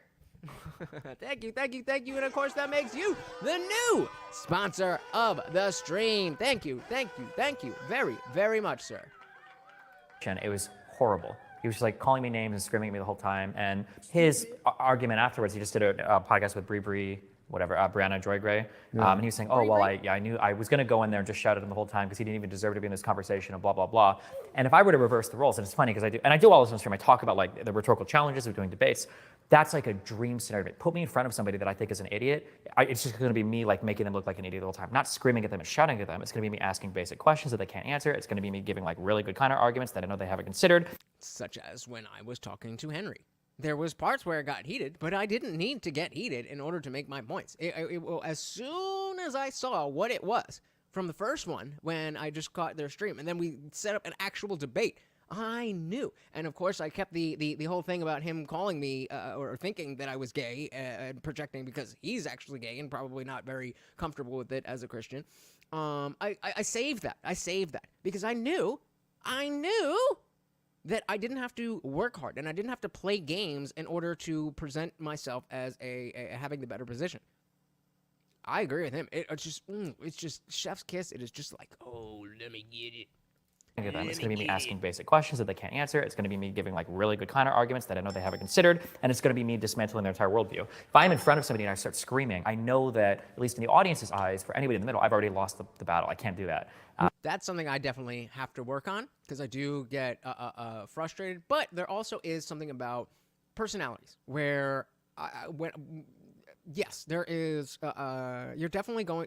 There's going to be some people who watch clips of me and see me do, heated and passionate, and be like, "Oh, this guy's crazy," and I'm okay with that because at a certain level, that is my personality. Like I go, I'll go off really, really, really quick, and I'm coming right back down and chill. We're good. And so I think on some level, there's like, okay, well, that's how I can be unique in terms of. That's who I am. I don't have to put on a character. I don't have to play this, that, or the other. But I also understand that it's going to affect how people see me. And again, that's just something you have to think about when you're navigating all of this bullshit. A spicy meatball. Thank you. What do you think they were attempting to achieve by that? To show that they are wrong. Not to change their mind. But to show that that person has the wrong idea. So anybody listening, anybody watching who is not sure can see that they have the wrong ideas. They just thought it was funny. Wow. And they okay. and the again for a lot of He's saying why. it's funny. What do you think they yeah. were attempting to Whether achieve they by were that? trying. Okay, so he's talking about what was Norm trying to do. He was just trying to make fun of him. Okay, got it. They just thought it was funny. Thank you for the likes, guys. Wow. And they okay. and the again for a lot of people, I stress this so much on stream. There's this process of creating an applied position that almost nobody goes through, and you can immediately tell it based on the words that people say can be really important. It gives you a lot of insight into how they think. There was a part in this conversation where we argued about if two countries, I'm not trying to drift into Israel-Palestine, I swear. We argued over this issue of like, do we think that this particular thing is apartheid? And one of my debate opponents brought up like, oh, well, I saw on your stream that you don't think Jim Crow was apartheid. And my understanding of apartheid in South Africa, which was like a top-down, very formal structure of segregation of multiple races into different areas where they're not even allowed to leave, is a lot different than Jim It's literally systemic. Yeah, but that's a lot different than Jim Crow, which was a lot of like individual local policies and stuff where it didn't actually make it illegal for black people to do some things, but they basically did because they were all winking at each other. And in some cases, they kind of did. I think these are different. But then Can we at least give a point to Destiny when he deserves it? Fair point. people to do some things, but they basically did because they were all winking at each other. And in some cases, they kind of did. I think these are different. But then at the end, because I realized what's happening in his mind, apartheid means it's like an emotivist expression of boo, this is a bad thing. Yeah. Like it's this non-cognitive emotivist perspective. Yeah. When he Boo says, hurrah. what? Yes. Boo hurrah. Yeah. When he says, so I asked him after that, I was like, hold on, do you think that I support Jim Crow? And he said, I'm not sure. And I'm like, wait, what? Because I don't agree with the definition here. But that's because in their mind, this word, the apartheid thing, that's linked to the more, they're inexorably linked. So if you're Right, and so this is, again, when we talk about semantic obfuscation, and shout out to Peter Boghossian, linguistic creep that follows. Words have meanings. Words have meanings. Yeah, Mr. Nunn said, if yelling is all one has, I'm out. But I don't mind a heated debate. I don't think anybody does. I think we want to see that, especially because we don't want to be in a heated conversation. Well, I mean y'all. I fucking love it. But I think that, you know, and there's certain people who are like, you know, once it gets to yelling, I don't want it.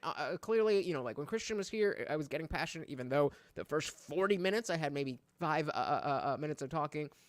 But when it gets beyond speaking like this, then emotions get involved, and you can't listen to what's being said anymore. And so that's why I said that, like, okay, I have to learn when there is somebody who is not able to handle who I really am, and then put the kid gloves on, because I can be right and quiet. It just happens not to be the way that I naturally am. you're disagreeing with this, you have to be disagreeing with that. 100%, Yeah. And then a second example, in this conversation, I brought up that like nuking of people might not even necessarily qualify as a genocide. That's what genocide is. And the way that Brianna quotes my position on her show is, Stephen said it would be okay to nuke these people. I'm like, what? No? So neither one of those are ways to reason honestly. So that tells me they're just so caught in an ideology, assuming that the report is accurate, that they're so caught in an ideology and that they're not concerned about truth. I think that there are certain ways to disarm that, but there is just so much bad faith going on. Yeah, I agree. That's a lot of that's a big claim to say there's certain ways to disarm that. If somebody doesn't care about the truth, what truth can you bring them that would make them care about the truth? Yeah. I try not to use bad faith because, again, that's in that bubble of like intentionality. I think a lot of people just get caught up in ideology. And it's inconceivable to think of anything different. Okay, so I think that's right. Maybe I'm going to walk back on the I mean, it kind of is bad faith. It's frustrating, but yeah. I'm very much over in the like. I try really hard not to be super combative with any of my work. Like, there's a lot of things I'm fully bought into. I believe there's a lot of ways that men can express themselves in very toxic ways. But I'll never use the phrase toxic masculinity. Based. I'll never use the phrase toxic masculinity. Hey, that is a good thing. The biggest leftist streamer just said, I will never use the phrase toxic masculinity. Let's take the wins. Once again, said emotion ain't so bad. It's the name calling and personal judgments that really kill me. Yeah. I think again, it's about good faith. It's about good faith. If you are there in good faith, then it should be clear to anybody who understands what arguing in good faith is that you are, in fact, arguing in good faith. Even if you're somebody like me who gets emotional, gets passionate, you know, those of you who are members, those of you who are in the thank you, Nick. Those of you who are in the, yeah, that's as loud as it goes. Those of you who are in the Discord and we, you know, get into arguments and stuff, you've seen me get, you know, wild, especially as we continue drinking into the night, right? But then you're like, yo, Lutch, chill the fuck out for a second. I'm like, oh yeah, my bad. That's being in good faith. That's it. That's it. M169 said, this is why I'm concerned about linguistic creep. Words have meanings and shouldn't be arbitrarily changed. Exactly. Exactly. It is the only thing that keeps us together is agreement on what things mean. It all comes down to that. And again, think about just how revolutionary language itself was. Before we had language, we didn't have a theory of mind. We were like dogs. We were like animals, just doing things. And then once language developed, then we could start thinking about what we're thinking about.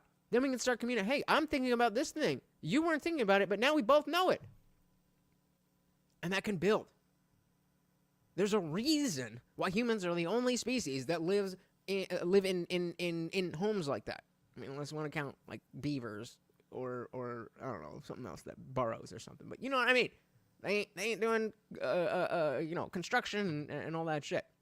Shout out to Petrie. Welcome to the party. Good to see ya. Good to see ya. Hanging out with Peter Boghossian and Destiny. Zippy said, gun rights are civil rights. Moreover, the Bill of Rights cannot be overridden without invalidating the Constitution. Agreed. Because as soon as I done that, the brain is completely shut off, and now we're fighting over feminism. It's like, I don't even want to get into it. You know? Mm-hmm. It's funny you mentioned that. So my buddy Matt Thornton wrote the book, The Gift of Violence, and I wrote the afterword to the book. And he was one of the first Brazilian Jiu-Jitsu black belts. He's a very good friend of mine. Guam. Rob Wolf wrote the foreword to that book. Yo, so if there's some names here, specifically Guamtech, but anybody that's in martial arts, if you hear a name and it's like, oh, that dude's like, you know, cool because of this, that, the other, let me know, because you know I don't know much about much when it comes to it. I'm a UFC fan, but you know, I did my 2 weeks, and then lockdowns came, and that was it. There we go. Let's do it. Friend of mine, Rob Wolf wrote the foreword to that book. The author, he's a brown belt in jiu-jitsu, just parenthetically. Anyway, so we got in this crazy conversation. How long, obviously it differs, but generally, how long does it take to get to brown? I did an interview with this woman, Kara Dansky, who was, we did it in London anyway, and I asked her in this interview, how dangerous do you think society is for women on a scale from 1 to 10? Oh my God. Oh my God.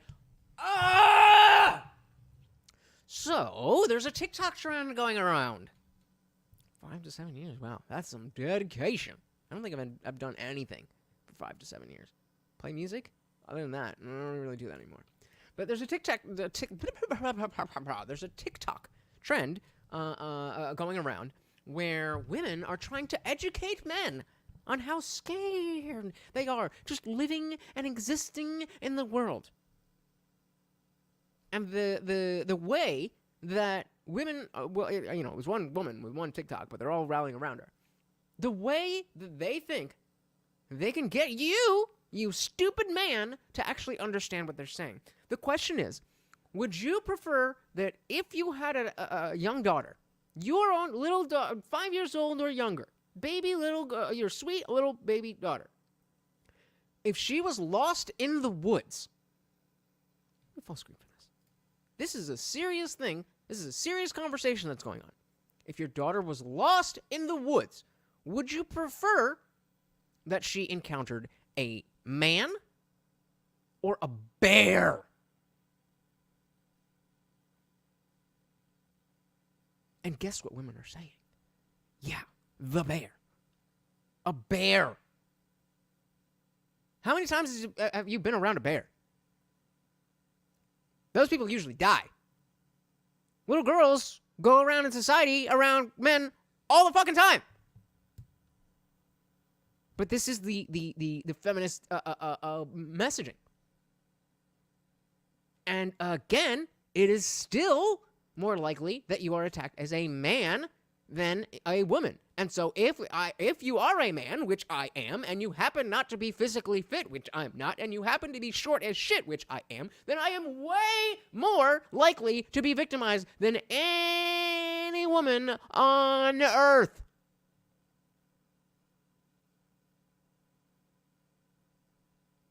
Would you want a bear or a human being? You dumb.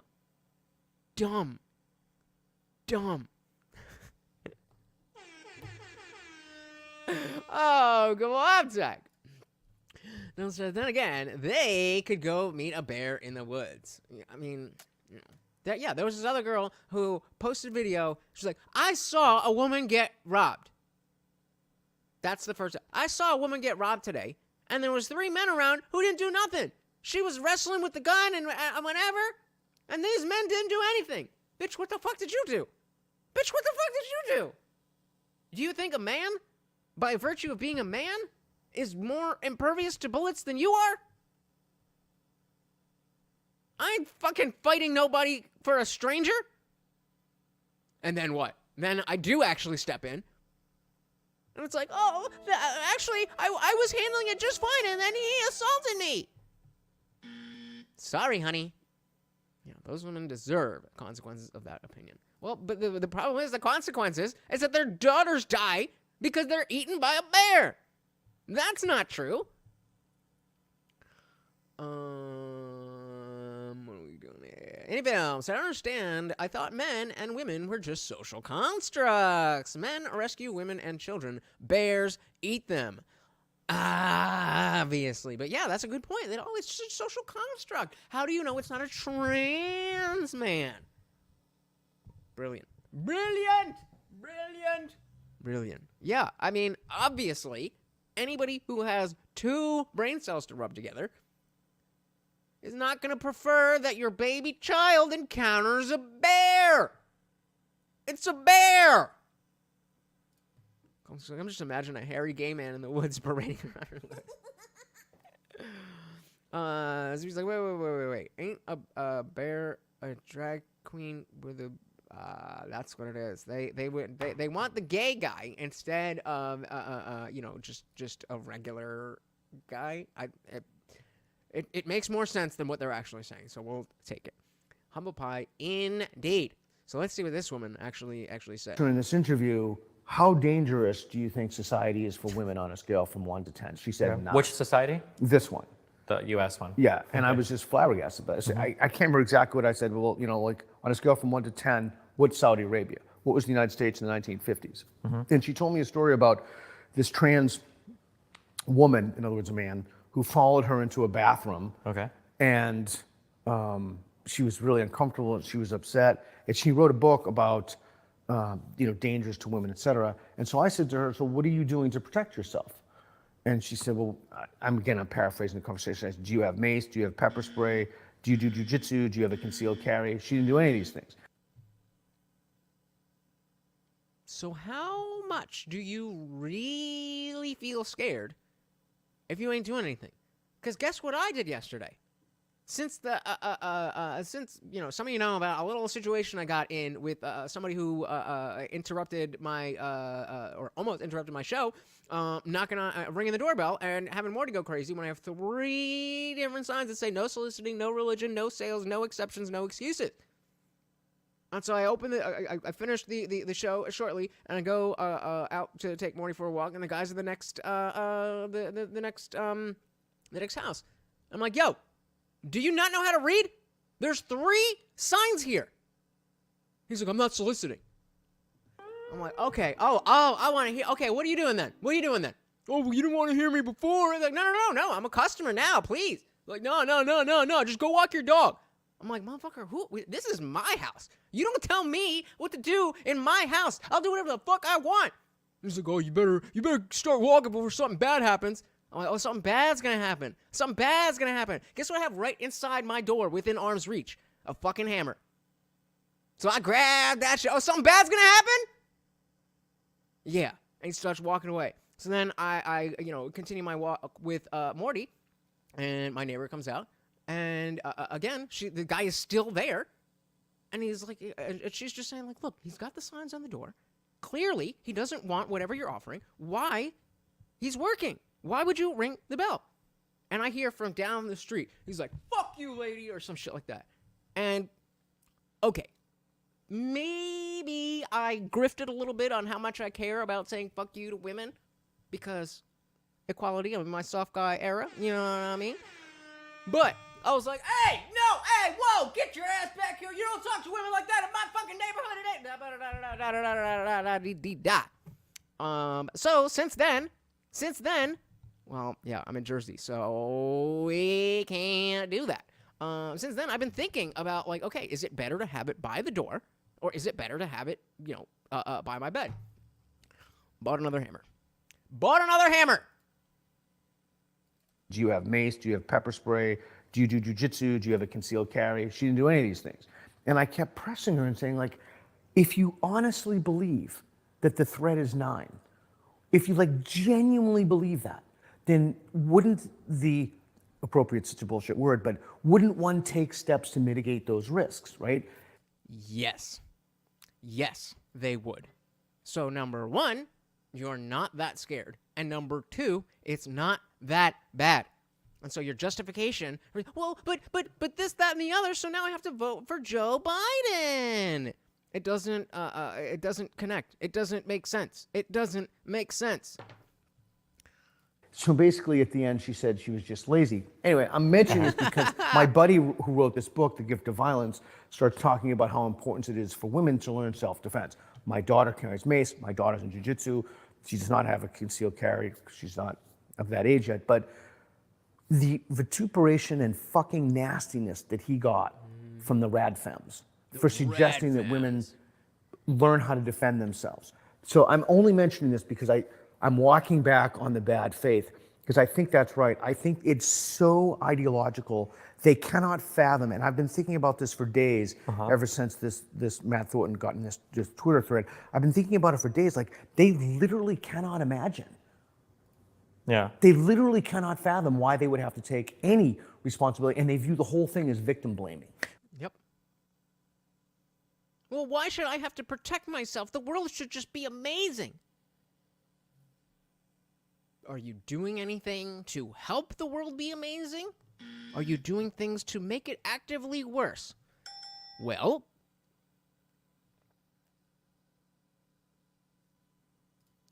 oh, I should read this first. What does it say? Steve is right. I'm sorry. But generally, if you're a woman, you're not going to be able to defend yourself against a man.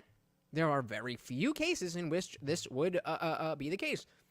I might be that man, but hey, I'm strong for my size. All right, I'm still a fucking man.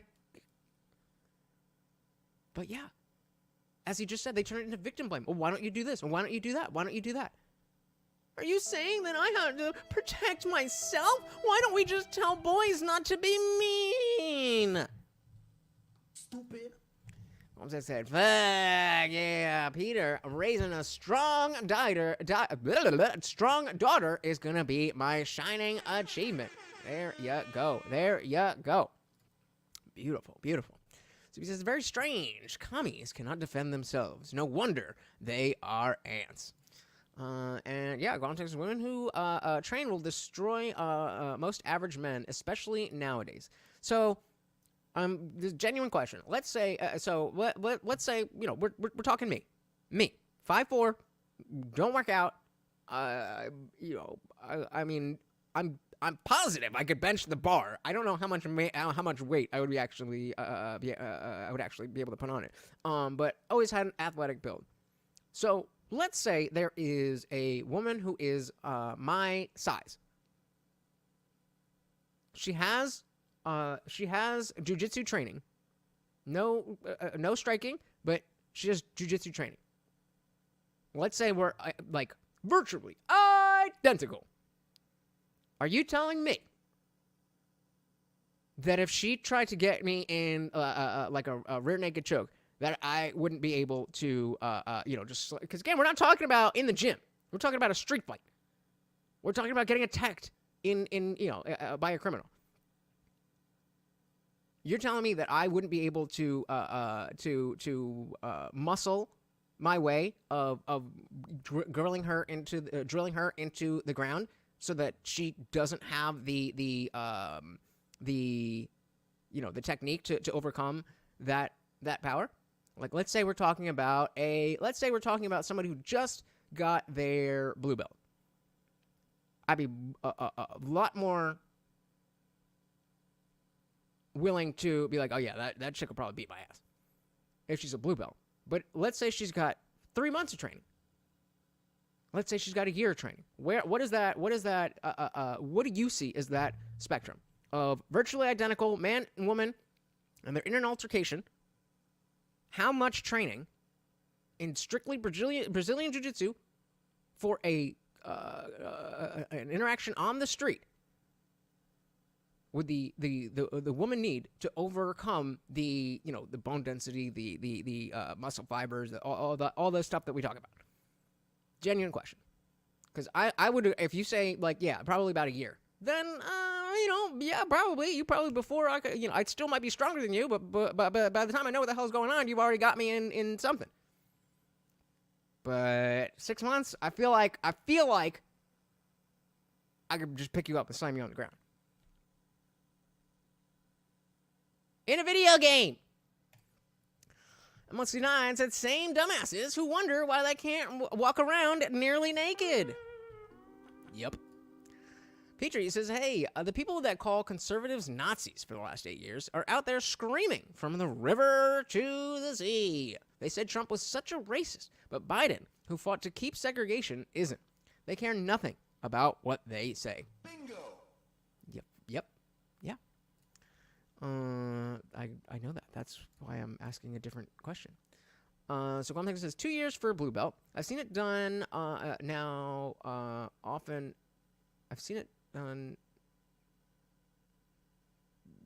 Big athletics dudes wondering how a 5 foot, 100-pound girl just tapped them multiple times on a mat. On a mat. Again, we're talking about a real life situation. There's no game rules. Big athletic dudes can pick that girl up in whatever lock and slam her onto the ground and knock her unconscious in a video game. And so again, I'm willing to say, yeah, okay, at blue belt, for my size, sure. All right. I mean, I'm asking. I don't know. You're 5'4". If you're 5'4", you would have to. So there would have to be a specific. You'd have to tie up my legs.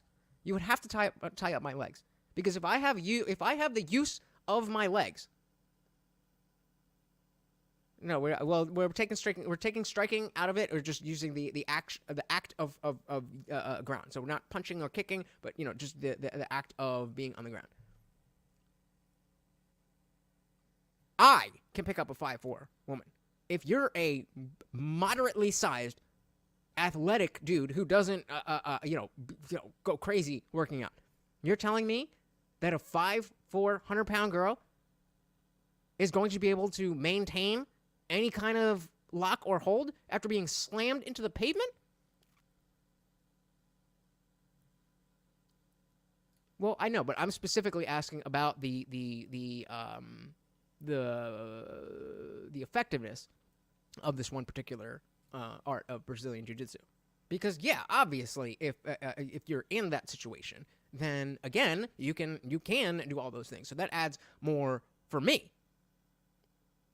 And that's why I'm just and again, if you tell me that, bro, don't mess with that, yo, she will beat your ass, I'll take your word for it. I just don't believe it right at this very moment. About it for days, like they literally cannot imagine. Yeah. They literally cannot fathom why they would have to take any responsibility, and they view the whole thing as victim blaming. And that's really funny because like that's such a good question. I think I've had conversations like that before where people say like, I think that like these people are stealing the election, or these people are trying to vaccinate us with horrible things, these people are doing blah blah blah. It's like we should grab rifles and go kill these people right now. It's like, what do you mean? Yikes. So he said that, YouTube, not me, just in case you're wondering. I disavow all of that. Please don't strike anything. I'm telling you, leverage and proper weight distribution negates a lot. You think you can just stand up, but it's really not understood until you're there. So no, that's why I specifically said if I have use of my, she would have to go for my legs. Yes, absolutely. So now, even as somebody who's untrained, I'm aware of that. So I think if she gets me in some type of hole, if she takes me down, I'm done. Sure, yeah. But unless you're standing right in front of me, then there's at least some, just reaction. And I mean, it's not like I took martial arts when I was a kid, so it's not like I'm some fucking, I don't know, but I do have, a foundation from when I was a child, and then, growing up, you get in fights, and so I've always had a little bit of a basis of how you're supposed to stand, super basic stuff. So if somebody is coming at me, that's gonna and going for my legs, naturally, I'm gonna be able to see where they're going. And then I think it's just a matter of proximity and speed at that point.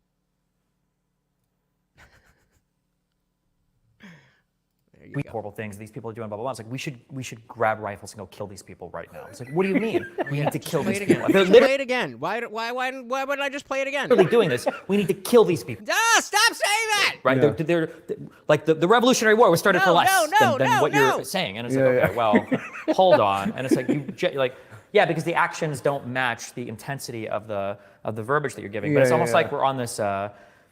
We used to call it a euphemistic treadmill. Like euphemistic treadmill.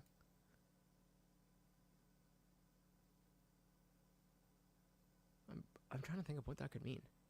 Who wants to hear one word when the more extreme word is like so much more lucrative, and it like communicates so much more urgency and intensity? And it is totally possible that for Israel-Palestine, that the Israeli government is doing horrendous things in the Gaza Strip that would qualify as war crimes, that would be completely and totally unethical, that are crimes against humanity. Just horrible things to be happening, but it might not be genocide. That's inconceivable, though, to the people that would say there's a genocide happening. Because for you to say there's not a... Yeah, for you, I think this is probably what is right about to come out of his mouth, is for you to say that there's not a genocide. It's you, they hear it as you're saying nothing wrong or nothing bad at all is happening. Genocide happening is for you to say that everything they're doing is 100% A-okay. There's no... God, I love being so goddamn smart. I love knowing everything all the time and never, ever, ever being wrong about anything ever. It's hard, but it's fun. Middle ground. It feels like everybody has to use the most extreme version of whatever it is that you're talking about. Rape or sexual assault is also a really good one. There are no more bad sexual experiences. They're all rapes or assaults. Based destiny. Based destiny. There's no more bad sexual experiences. There are all RPs or SA situations. That's a criticism if you didn't catch it. He's saying it's good that we have room where sometimes nobody assaulted anybody, nobody RP'd anybody. That there's nuance, that sometimes both people did something maybe they didn't want to do. And so there's no blame on either party. It's just a thing that happened that you wish didn't. There's no more Bad asshole dates. boyfriends. There's abusers or manipulators. There's no more he lied to me. It's he gaslit me. There's no more, it's everything has just gotten so extreme. And it's like, So that's the euphemistic treadmill where you constantly have to be one-upping the last thing that you said, or the last level that was considered bad. And makes sense to me. I do think there's a kind of social media exacerbates and amplifies the virtue signaling behavior, the virtue signaling verbal behavior. So you want to be seen as a virtue signaler. You want to be seen, and I saw that in that. I'm for the current thing. I am a good person because I'm for the current thing. That thread, so I don't know, maybe, okay, so do you think that the ideological overriding, for lack of a better phrase, is so comprehensive and complete in these people that when they see an argument on the other side, for example, why women need to carry pepper spray, just as an example. Are you victim blaming? Why should I have to carry pepper spray? I should be able to just do whatever I want and not have any consequences. That they cannot not, in other words, they have to characterize that in some kind of way to comport with their worldview. Like, is that bad faith? You know, like, is that, or is that you're just so ideologically overridden that you can't think through issues? The reason why I don't like to call it bad faith is because it does seem like bad faith implies some level of intent or knowing what you're doing. And when I deal, because I've talked to so many of these people, it really feels like the process is automatic. I used to call this the web, where as long as you're like tangentially in some kind of web of ideas, I can very easily go to the center. So if you tell me women should carry... Interesting.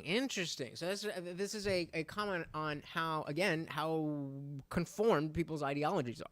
So if you say this thing, then then you must believe this, and this.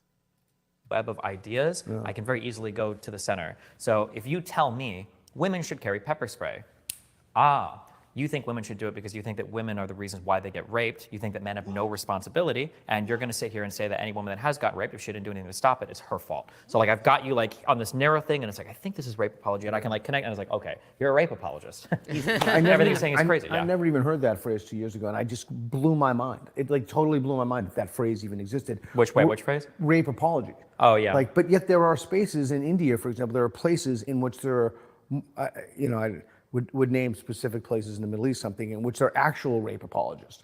But yet the same people screaming up the top of their lungs about rape apology don't even mention these places. I remember Based. Yeah. When I was still willing to fight on the grounds of what is feminism and willing to be like, yes, well, technically feminism is, we're talking back in the day. It was always the real thing that got me to realize that feminism is bullshit is that they didn't even care. Because again, I'm coming out of religion. And so I'm looking at dogma as the worst thing in the world. And I see Islam and, the self blower uppers and how they treat women. If you have to marry your arpist and all that kind of stuff. I'm like, whoa, these ladies need help. But I am a free the nipple. I need to show my titties or I'm not gonna. What are you doing? Context says, men, please go to a local gym and ask to roll with the smallest blue belt in the class. I'm telling you, you will rethink your physical capabilities afterwards and probably want to train. There you go. Advice for the day. But yet the same people screaming up the top of their lungs about rape apology don't even mention these places. I remember when I was teaching at a university in Portland, when ISIS was literally they had a literal... Not really. I saw some, I was definitely young at the time, but I definitely saw a concerted effort to kind of not talk about that. But that's probably the peak, right? That's probably the peak of feminism's concern with the Middle East. Yeah, in context of women, the same applies. You'll probably get an understanding of how physicality can be fun and to learn and be useful. There you go. What would we do without When I was teaching at a university in Portland, when ISIS was literally they had a literal sex slave. They had a literal bazaar of women in which they sold them as cattle. Not a single word. Nothing. No protests. Beast joke. Not a peep. Nothing. And I guess, again, going with the idea, I'm fascinated by this idea that it's not bad faith, it's just completely ideological overridden. Like maybe their cognitions have been completely overridden by this and they have to constantly signal to others. In this case, well, silence is violence, so they're committing violence. Violence is violence. But where's your black square? The fact that you all know. Put a 1 in the chat if you don't know what I'm referring to when I say where's your black square. You all know it. That's the other thing. It's like if you don't subscribe to the law of non-contradiction, life is so much easier for you. If you don't hold yourself to any standard of reason or rationality, then you can just kind of run roughshod for whatever you want. Yeah, can you imagine? Like most atheists do, because y'all have failed to provide anything based in reality. Like most atheists do, they just stop caring about if anything conflicts. And it's easy. It's like, okay, I don't care. I don't care. This feels good and I like it. End of story. End of morality discussion. You don't understand the black square people? We've been talking precisely about those people this entire time. They find that it is more important to be part of the group than whatever the black square means. It doesn't matter what the black square means. Because what it actually really means is that you're one of us. That's it. They don't care about what message they're spreading. They don't care about what ideas they're supporting. They care about being in the community, being part of the club. Check out that freeze frame. Let's get a good one. Somebody screenshot it. Actually, I'll screenshot it. Fuck all y'all. Oh, I guess Dylan's gonna be in the screenshot. Go check out the completely free Discord server to check out that screenshot. A little bit, yeah. I think everybody, I mean, a priori, I think we all have non-contradiction, but we find ways to resolve it by, at least the way that I view it, if you've got dissonance in your mind, you resolve it in two ways. You either change your mind or you change the facts. And most people... Ooh, that's a good line.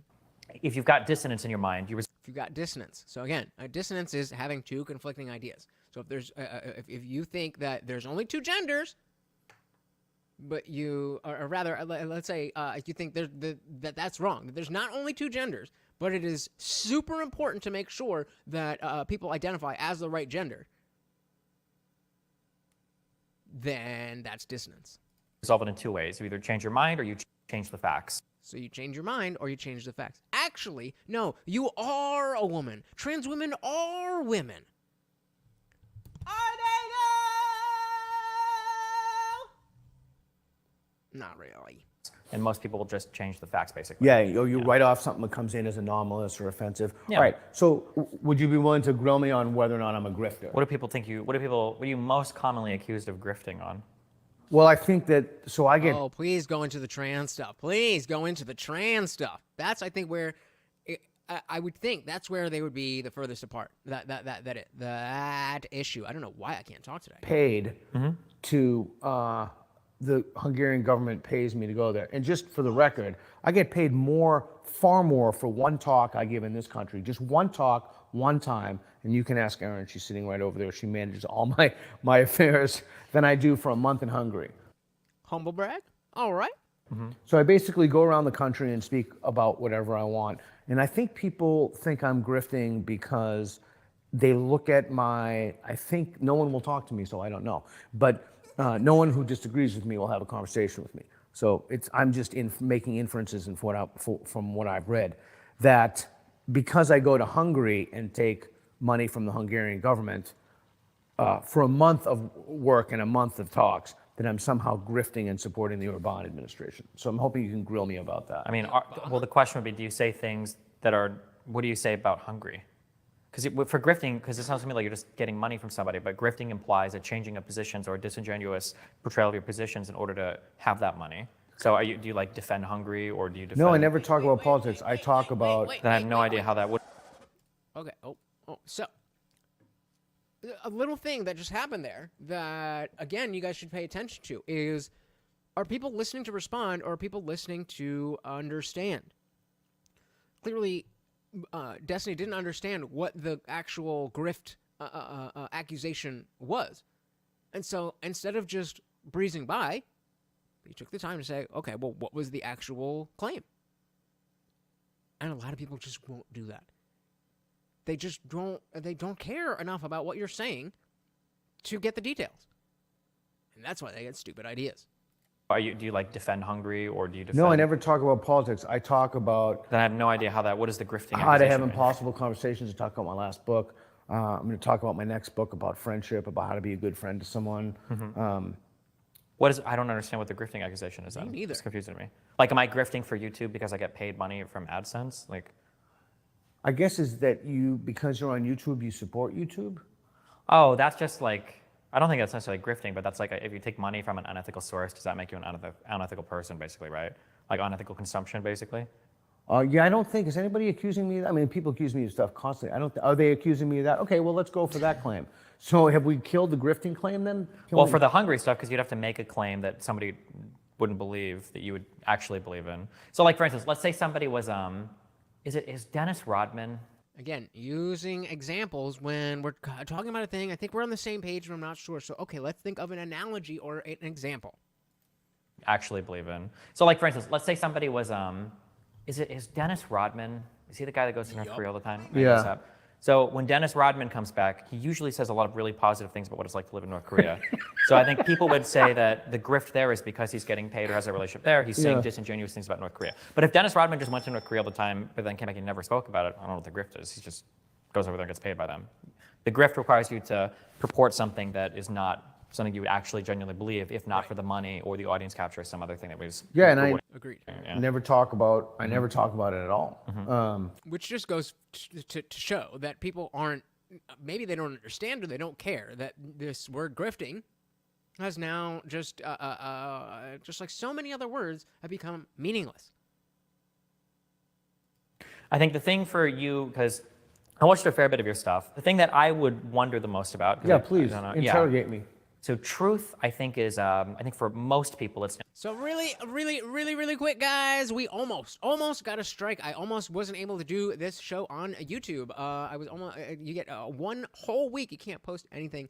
Luckily, we got that resolved. But please do make sure that you are following me on other platforms. If you just go to Linktree, it's linktr.ee/TheIndianJesus. You'll see my Rumble, my Kick, my Instagram, my Twitter, my Twitch, my all of that good stuff. Make sure we can always be connected. And of course, the best way is to be in the Discord server where the party never ends. That's right, 24/7. We are in there hanging out, having a good time. And after every single Monday, Wednesday, Friday live stream, we go in for an after party. If you are a member of the channel, you get to be part of the after party. But even if you are not, come and join us. It is a good old time. See you there. Instrumental. Arguably for all people, that's a bit more complicated, but I would say for most people it's instrumental, but it's also an aesthetic. And those two things mean that there's a lot of words that people use that are very frustrating that I don't even use to describe myself. So like if somebody's like, oh, like, well, how would you think of yourself? It's like, well, I try to be pretty rational and like pursue things that I think are truthful, even absent of like a political ideology, even if it goes, like that's something that every single person will say. But the reason why they say that isn't because they believe it, it's because truth as an aesthetic is actually really nice. Saying that you're nonpartisan is like, that's a nice aesthetic. It doesn't matter if it's true or not, it just feels and looks good to say it. I'm a milquetoast fence sitter. It's a good look. Yeah.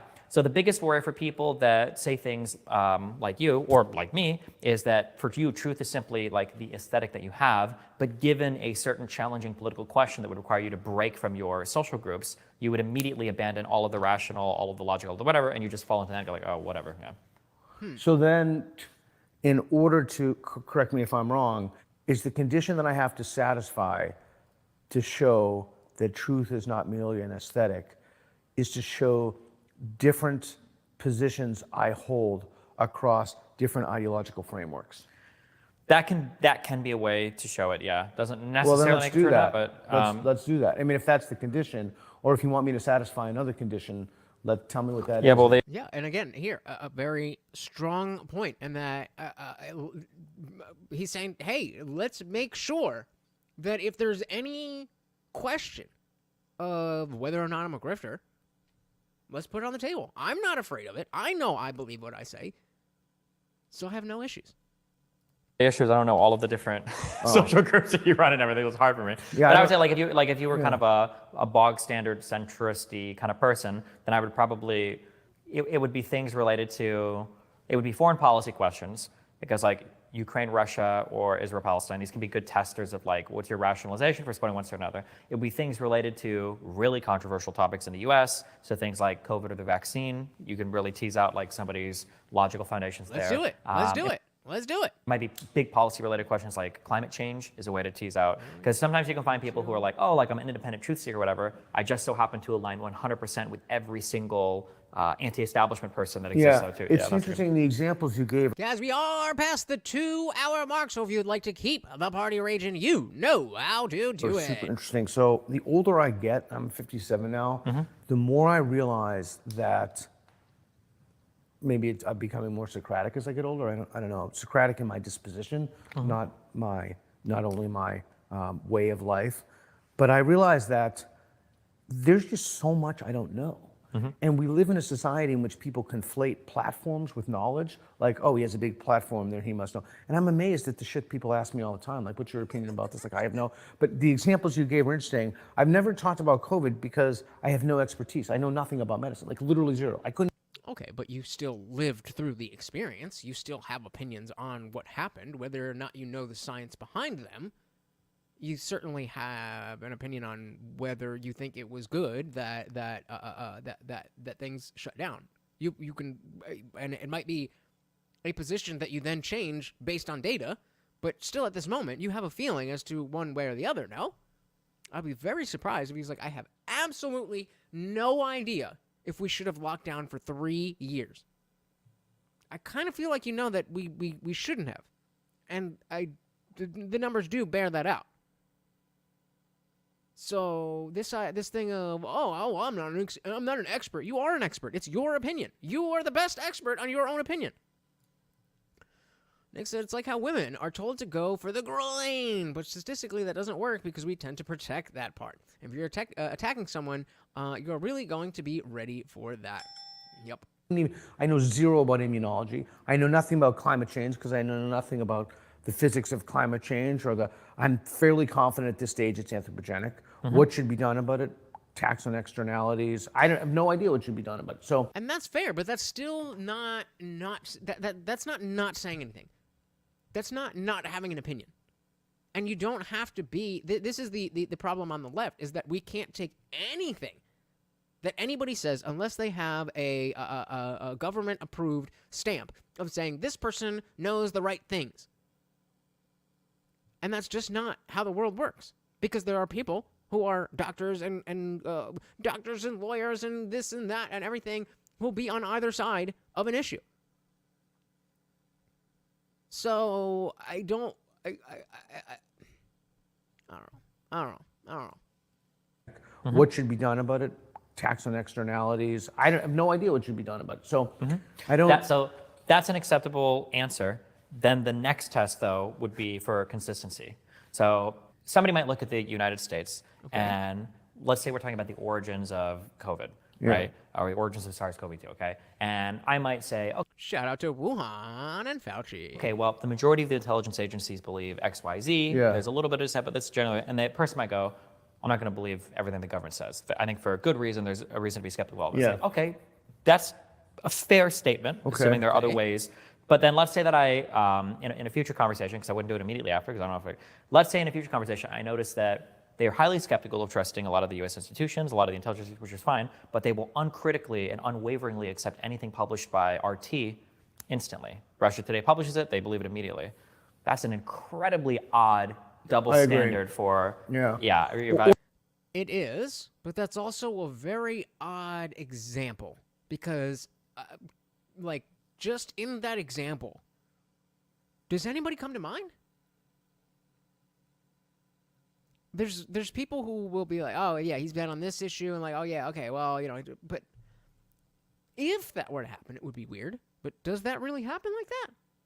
Definitely people are inconsistent, but it just strikes me odd that you use that particular, or those two particular issues.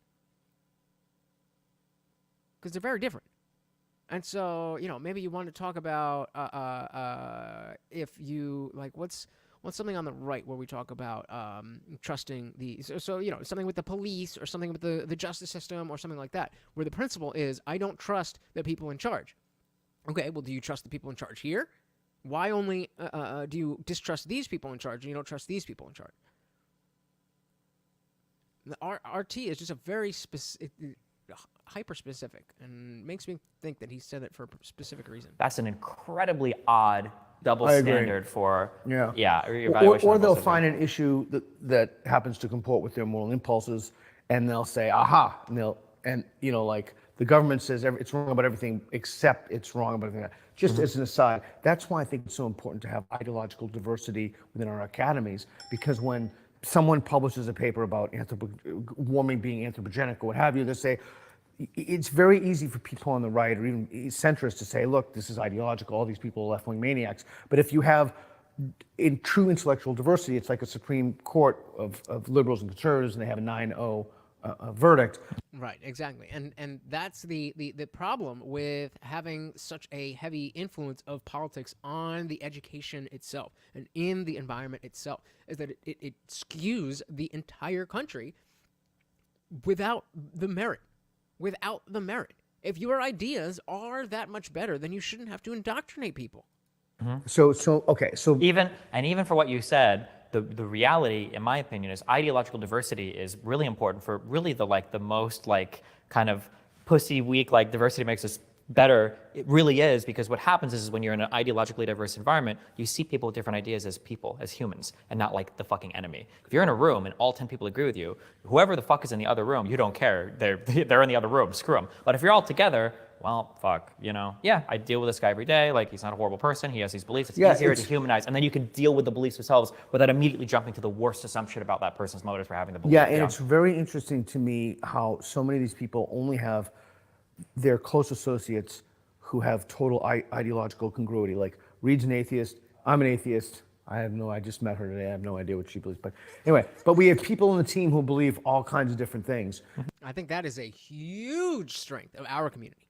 I think that is a huge strength of our community, is that we have some very, very strong believers in this and believers in that. We definitely need more people who politically are diverse. But we got a few people, and it'll take time. But I think that's a good dynamic of this community, is that we want people to disagree. I mean, we got Darian in Discord fucking all goddamn day, just posting left shit that don't make no goddamn sense, but it sparks a conversation.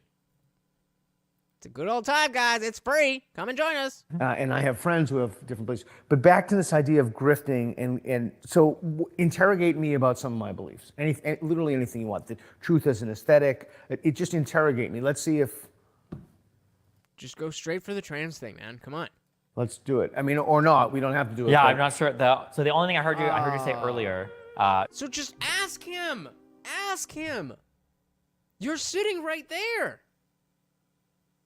Are you not aware of the issues? If I was just plopped in front of somebody and they were like, okay, let's have a conversation about whatever. And there he is. There's Darian right on cue. Posting, how do you know a cop is lying? It's anytime their mouth is moving. Never trust a cop. Don't answer questions. Watch this video to learn why from someone who used to lie to the public a lot. Well, okay, I agree. They definitely shut the fuck up when it comes to the cops. But point is, instead of watching the show, he's doing whatever, and that is perfectly fine. Hey, shout out to my boy Nick Lucetti with the 199. Said for the cause. Hell yeah, where are you? Come on, Mark. Up. Let's go. There he is to get his treat. Thank you, Nick. Very much appreciated. Thank you so very much. I really do appreciate you, man. Can't tell you enough. Thank you. Do it. I mean, or not. We don't have to do it. Yeah, I'm not sure. So the only thing I heard you say earlier, trans woman, so a man. Yes! What are your general thoughts, I guess, on trans people? That's great. See, there you go. Great. So I think I get more shit about this by far. This is, to borrow terms from statistics, this is the mode. Yeah. This is the mode of what I get shit about. I don't think, first of all, I don't really believe in... So, okay, we know that, again, when he was here, he said that I think we were talking about the number or the differentiation between people who have gender dysphoria and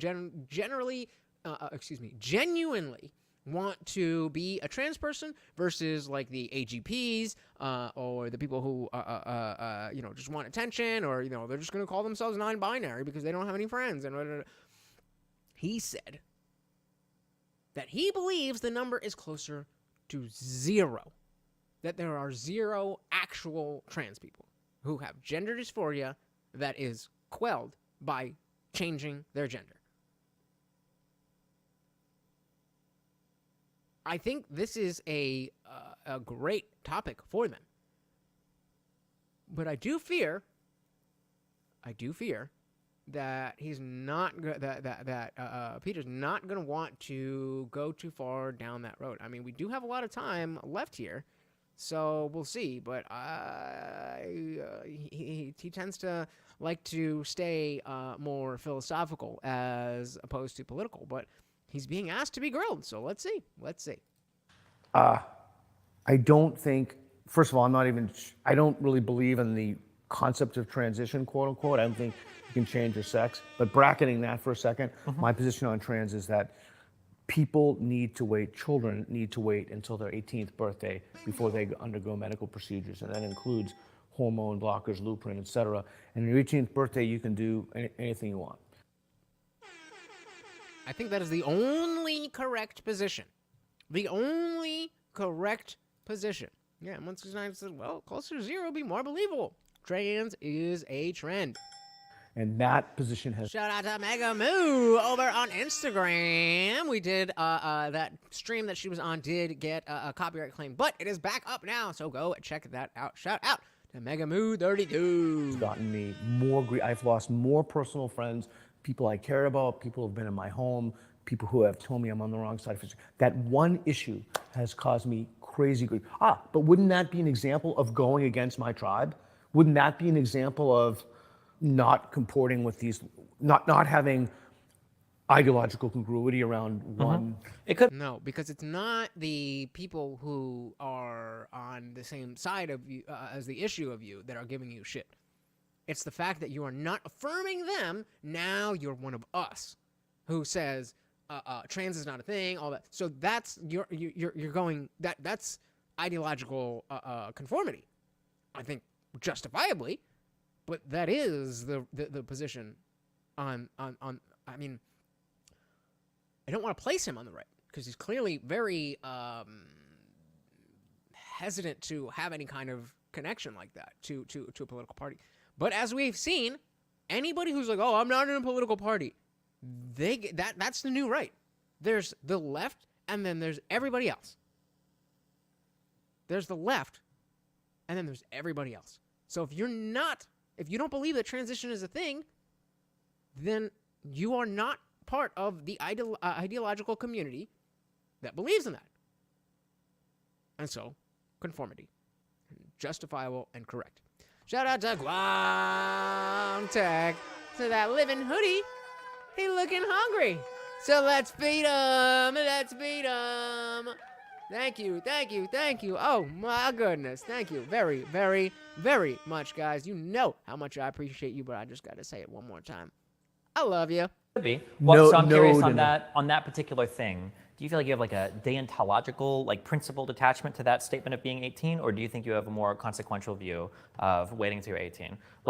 Before we do that, I just want to point out that this is how the right will lose. This is how the left will win, and you can all thank people like Seabass when your world, when your society falls to shit because I had to be, Let's say that it was the case. Okay, let's say that it was the case that you could identify hypothetically with 100% accuracy who was trans. Like a brain test. Yeah, like a brain test and a future mind reader and God. Okay, so if it was real, then it would be real. Is that the argument that you're about to make? If it was real, then we'd be able to measure that it was real. I hope that's not what he's saying. Who was trans. Like a brain test. Yeah, like a brain test and a future mind reader and God is there talking to you. He's like, oh yeah, I made this. I'll satisfy just a brain test. Sure, okay, yeah, brain test, yeah. Would you say that at like 13 or 14 they could start? Yep, 100%. Okay. Yep, if we knew that there was something off in the brain, it couldn't be medically remediated. You couldn't have any kind of surgical intervention or cognitive neural. Okay, hold on. Okay. So I would probably stop asking there. The fact, I don't know if you've run into people. Meg said, what? Why does it sound gay when he talks? Well, if you're talking about Destiny, it's because he's gay. No, he's bi. But according to this interview, he's straight, but had a hard time answering the fact that he was straight. So I don't know, but hey, diversity is welcome here. Says, but the fact that you can even I don't want to say admit that, like you've conceded, but the fact that you even say that, I think, is already leaps and bounds ahead of where a lot of people would be. Because a lot of people would say, let's say I'm talking to a person who's like, yeah, well, I would always follow the medicine and the evidence. And I'm like, okay, what if you made a brain scanner that could tell 100% of a person's trans? Yeah. Well, what if they change their mind? Well, no. Say I could, like, it's 100%. It's like, well, we don't even have that technology. Yeah, but like, let's say that we did. It's like, How would you feel if you didn't have breakfast yesterday? That's all he's going through. The fact that people can't deal with hypotheticals and analogies. What? Are you gay? Man, come on over to YouTube. What you doing all the way over there? L69 said Peter's in the sane center, which the left sees as far right. You got it. You got it. Bisexuality just means greedy in my book. Hey, greed is not the worst thing in the world. So, to each thine own. like, well, okay, but like, would it even work? And it's like, when somebody can't even fathom, when they can't even understand the like. Bro, you are talking way too much about dicks. Holy shit. This is like the 7th time you've brought up dicks. You can go somewhere where they have dicks. We're trying to have a conversation here. Like, what am I actually asking? Right. I'm just saying that if you could know 100%, it doesn't matter if it's a fucking brain machine or not. Okay, that's not important. I'm saying if you knew this 100%, what would your decision be? The fact that they can't even like tangle with a hypothetical is like makes me wonder. It's like, okay, yeah, because I would say my current position is that I think that under 18, I think you should have access to puberty blockers. Oh, you do? Yeah, I do. Yeah, but that's like a pretty low conviction belief because there's a lot of competing evidence that comes out. And if it was the case that you find out that 80, 90% of these kids that start it, or like desistance, that's exactly where it is. or even maybe probably even 10 to 20, 30% that started. If that was the case that they regretted it, it's probably too high of a cost to pay for the. It's like a. Destiny is anti-trans for kids. We did it, guys. We have brought him over onto this side. That if 10 to 20% of children go down this this road and regret it, that is too much of a cost. Okay, well, how about 4 times as many? You know about desistance. Again, why are you saying things as if you don't understand? You understand. You know. It was like, bro is a gay Ben Shapiro talking about Destiny. Said he talks too so fast. The gay Ben Shapiro. I think Ben Shapiro might be mad about that one. That started. If that was the case that they regretted it, it's probably too high of a cost to pay for the. It's like a defeasibility condition. Like that's the condition under which you would change your mind. Yeah, because at the end of the day, all medicine is bad for you. Oh, so you are gay. Okay, that's congratulations for being strong enough to come out as a gay man. The goal is just that whatever it does good is better than the bad. That's how medicine works, right? So it's nothing is 100%. Nothing only has positive. Even if you take too much, Advil, it can thin your blood too much, you die or whatever. Or maybe I think of ibuprofen. But everything at the end of the day is like trade-offs. But it would be like, well, I just need to understand the trade-offs, and if it's worth it in terms of how many people are helped or so many people are hurt, I'd be in favor of it. So consequences view. Essentially, yeah. My buddy Tim Urban told me that my position on this is a fairly mainstream liberal thing, or it used to be 20 years ago about the transitioning thing. So is there anything else you can help me think about whether I'm I don't know if you could help me figure out if I'm disingenuous, only because you don't know my intent. But I guess, could you figure out, maybe you could tease out an inconsistency in some things I believe, or see if I'm grifting, or we don't even have to talk about my beliefs, we can talk about your beliefs. I think there's a lot of, like I said, you've had a lot of conversations with people. I'm sure for you there are red flags that pop up immediately just in the way that somebody talks. So, and I just pointed out that for you, the fact that you were willing to say immediately, oh yeah, if you can know with the brain scan 100%, I'd be okay with this. I think that that's like an indicator of okay, well, I think your mind is aimed in the correct direction for sure. Sure, but again, that's such a strong if. That's such a big if. If we knew it was real, then would we treat it like it was real? Yeah, obviously. But that begs the question, is it real? The answer's no. So this is a nonsensical, non-starter, non-sequitur conversation. If it was real, would you treat it like it was real? Yes, Destiny. If it was real, then we would treat it like it's real. Just like God. Sure. It seems like there's a better thought process there than I can't even conceive of a hypothetical where I might be wrong, Yeah, so do you Dogma. have a belief in which you've extended the confidence in that belief beyond the warrant of the evidence? Probably. What do you think those are? Well, if I could, Sorry, I missed the question. The evidence. You have a belief in which you've I might be wrong, you know.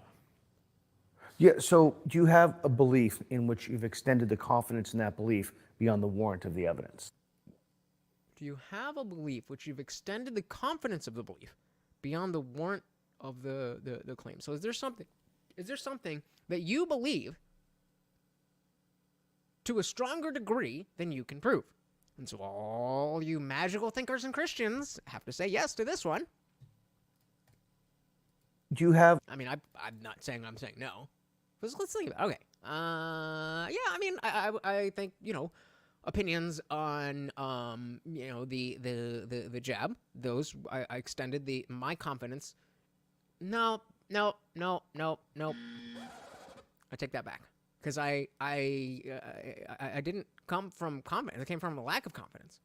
I came from a position of I don't know, so I'm going to maintain the status quo of my life and not inject experimental shit.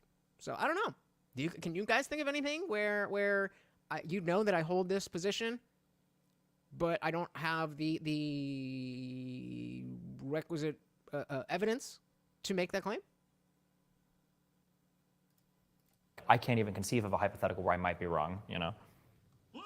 Yeah, so do you have a belief in which you've extended the confidence in that belief beyond the warrant of the evidence? Probably. What do you think those are? Well, if I knew, I wouldn't. Yeah, you would. Yeah. That's a good point. Okay, that's a good point. Like if I knew what I was, but I don't know, because maybe this idea of there being, I don't know. This idea that there can be a moral package that is non-dogmatic. Maybe, I mean, I certainly don't have any proof, but I've got lots of reasons. I mean, there are times where there's a few things that I try to ask myself. One is, do I feel like I can argue both sides of a thing? That's incredibly important. Can I pause on Yeah. that for a second? So I've been thinking about this. So what do you think about this idea that if you don't know the other side of a position, then you ought to recalibrate your confidence in what you believe? Yep. Before you can say, your idea is wrong, you have to know what their idea is. And decrease it. A little bit. I would make a more extreme statement. If you don't know the other side, you don't even know your side. You can't possibly know one side. That is a pedigree in the literature. Okay.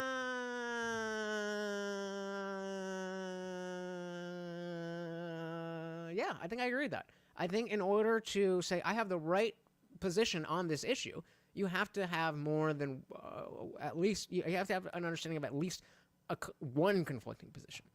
So like if you're a pro-gun and you're not aware of why people are anti-gun, then you're not a good gun rights advocate. Because again, going back to the beginning of this conversation, if you can't express those ideas, what good are you in the context of gun rights? I would say that was the first thing. Sorry, I interrupted you. Go ahead. Yeah. No, yeah, but I would say, yeah, you should be able to argue. For any debate that you see me have, I should be able to argue both sides better than the person that I'm debating every single time. Because if you can't, then they're going to give you an argument that you're not ready for, and how are you going to? Yeah, But I don't like that, because now he's saying I'm only going to get in the ring if I know I'm going to win. And as much as there is a level of humility, well, it's like, okay, well, I don't want to step in the ring if I have no idea. But if you're not going to step into the ring unless you know that the other person is wrong, then you're not really challenging yourself. You're not really having a debate. You're just demonstrating what you already know. Sus. Every single time. Because if you can't, then they're going to give you an argument that you're not ready for, and how Oh are my God, an argument you're not ready for? You would actually have to think about something? I'll push back in the Yes. other direction with you on that. I think it's actually incumbent upon you to do so, to make better arguments than the people with whom you have substantive disagreements if they can't make them. And I've tried to do that with. It's really difficult, guys, being right about everything all the time. When will I get a break? Like the Steelmaning and the woke stuff, and we try to do that with the spectrum street epistemology. But because you're right, because when you said to me before, maybe someone isn't a good debater, like, but maybe someone has the truth. Like maybe someone knows what's true, but they just don't have the cognitive wherewithal to articulate it, or it's this vertiginous array of they're trying to look at the issue and they have vertigo and they're trying to like freak out. So I think it's incumbent upon us to make those arguments better than the other people. But I will say the thing that injects static in the system that makes it difficult to do is when everybody's calling you a Nazi and a grifter and a moron. For sure. And the other thing that makes it difficult is when you have a belief. The thing I think that's lost in what you said is that you can't find people, interlocutors, who will engage you, so then you can never really test your own beliefs. Yeah, there you go. M169 gets me. Oh, Lord. It's hard to be humble when you're perfect in every way. I don't know what you're quoting, but I like it. It's always been a problem for me. But anyway, I interrupted again. No, yeah, you're good. Yeah, I mean, I agree. Yeah. Doing... And look at that. Look at that. A little bit of grace. A little bit of grace. Which has always been a problem for me. But anyway, I interrupted again. No, yeah. So he interrupts.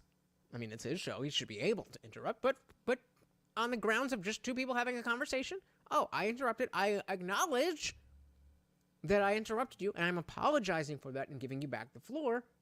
And Destiny's, oh, it's no problem, because clearly the interjection that you had was relevant to the conversation. As opposed to the guy with the Organize It hat from the Culture War. What is it? You're talking over me. I know you like to talk over me. It's like, bro, we're having three people having a conversation. Chill out. Chill out. He loves that blue hair. Yeah, you're good. Yeah, I mean, I agree. Yeah, that doing argumentation is like it's a just because you know something, you can't teach it, right? There's somebody that knows a lot about a particular thing, but that doesn't mean they can teach it. And just because you understand a topic well also doesn't necessarily mean you can argue it. There can be, I think argumentation is a whole skill in and of itself, such that like, and I try not to do this anymore, but I used to fall into this, like, and I'm sure you've had these moments, you can be in an argument where you don't actually know the facts, you realize like, fuck, this got ahead of me and I don't know what I'm going, but I know enough like, and rhetorical skills, debate tactics. I know enough like capital logic that I can poke and prod and figure out inconsistencies and like try to win the argument because you're not fully consistent in what you believe, and then be okay that way. But you're not. So that's also something to look for. If me or anybody else is really attacking somebody else's position, then obviously the context matters. But it's if I'm not putting a lot forth and I'm just saying you're wrong with this, you're wrong with that, you're wrong with that, you're wrong with that, you're wrong with that, you're wrong with that. It's like, okay, well, what is it that you are saying is right? Another thing to look out for. You're not really doing this from like a factual, knowledgeable foundation. You're doing it like on the philosophy, like argumentation side, the prop logic side, like, okay, I got you there, motherfucker. Like, yeah, you know. Yeah. But again, I think it is incumbent on everybody to be able, like, this is the same thing as the women are saying, well, why should I have to prepare that somebody might do something that I don't like when I'm walking on the street at night?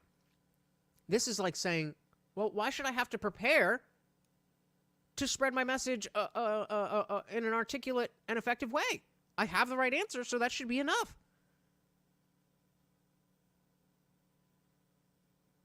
Nah. Staying on business. Have the arguments, lose the arguments, realize why you lost the argument, but you still have the correct position, and find the correct argumentation for that position. Well, that's a lot of Destiny's arguments, to be honest. He relies on his belief in himself and debate tactics than facts. And if he's that dumb and he's that wrong and nobody can dance around his debate tactics, well, what does that say? It doesn't say nothing. It certainly doesn't say that he has the correct beliefs, but it doesn't say nothing.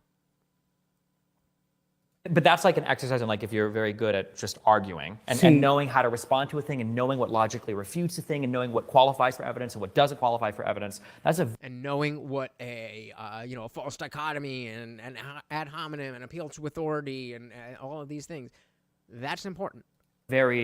that in and of itself is a whole skill set to learn. Yeah, I completely agree. In the Gorgias, Socrates says that being refuted is the greater gain of the two. To refute or be refuted, it's better to be refuted than it is to refute. And the idea inherent. If you're seeking truth, but yeah. Yeah, that's the idea inherent in that. Is that only if you're seeking truth, which so many people, right, left, center, and otherwise, are not.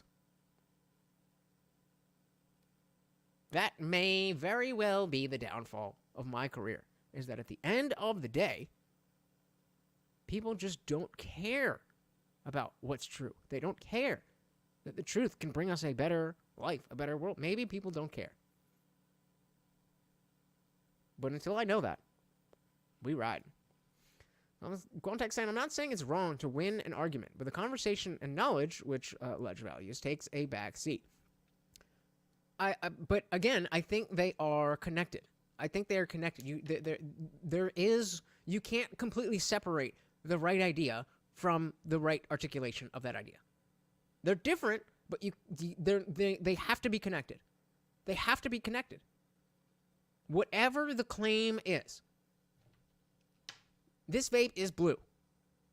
I have to be able to verify that in some way. Otherwise, it is my fault for making a claim for which I cannot prove. That is how it should be. If you don't have the right words, then we shouldn't trust you. Even if you have the right idea, we have to be careful. Because if the other way is, then we take whoever sounds nice and we don't worry about who's correct or what's true, which is exactly what we're talking about. So as much as we might not like it, if you're not better than him, that's on you. I'm sure if you rolled with him, you'd be like, well, yeah, but you do this all the time. But that wouldn't change the fact that you are better at jiu-jitsu than he is. Musty9 said, when people can toss out my truth with a straight face, I know I must approach with caution. That's a different kind of person. That's a different kind of person. Refuted than it is to refute, and the idea inherent. If you're seeking truth, but yeah. Yeah, that's the idea inherent. So guys, we are just going to make it to the end of this section. And that is that you can look at it one of two ways. You can become closer to the truth, or you can shed falsity. Like if you look at this whole thing as a massive epistemic system in which we want to have more true beliefs and fewer false beliefs. You ever see the show High? You're kind of younger than I am, but you remember the Highlander, people who ran around and chopped each other's heads off with the swords? Yeah, so like... He's like, sure, he's never seen that shit. Neither have I, but sure, okay. If you were living for thousands of years until someone chopped your head off with a sword, maybe the best way to think about one's epistemic situation or your epistemic situation is to figure out how to have more true beliefs. But given that we're extremely limited, it's just way more efficient to figure out what's false and stop believing it. Yeah, it just depends on what your goal is at the end of the day. I used to be a professional StarCraft 2 player. I don't know if you ever heard of the game. What's the game? StarCraft. Of course. Yeah, we're not getting into StarCraft. So, I mean, I think that is a central problem of people just not caring that things aren't true. It just feels good. I don't care if it's true. It's my truth. That's a problem. That's dogmatic. I struggle to see where I have, I struggle to see how I'm wrong. That everything, every issue we have comes down to semantic obfuscation and dogmatic thinking. I don't get it. It's just me. Context. Oh, definitely. This is why he's so good at making people look stupid. This is why I value some of his content. I just value the conversation and truth more than watching someone be right. And I hear that. I hear that. But I, again, will, just reiterate that they are too closely connected for me personally to make that distinction.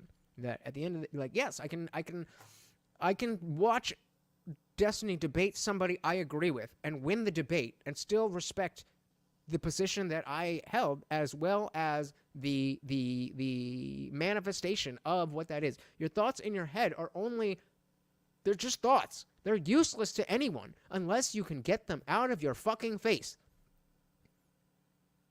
If you can't get them out of your face in a way that other people can get them in their minds, then you're not doing words right. What do we say? God is bad at being a word. Why? Because when you say it, it doesn't transfer the thoughts in your head into the person you're talking to.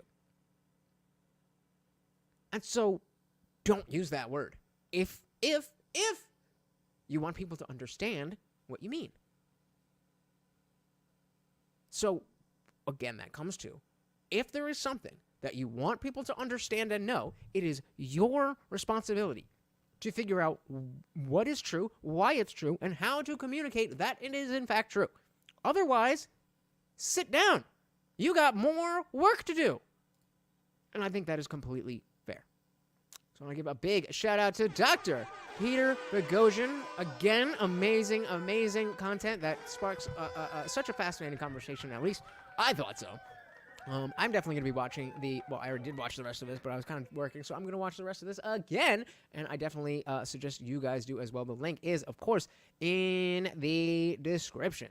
And then, of course, we had our comment of the night from Guam. Said, coming from martial arts and sales, I believe there's only 2 real superpowers: self-defense and communication.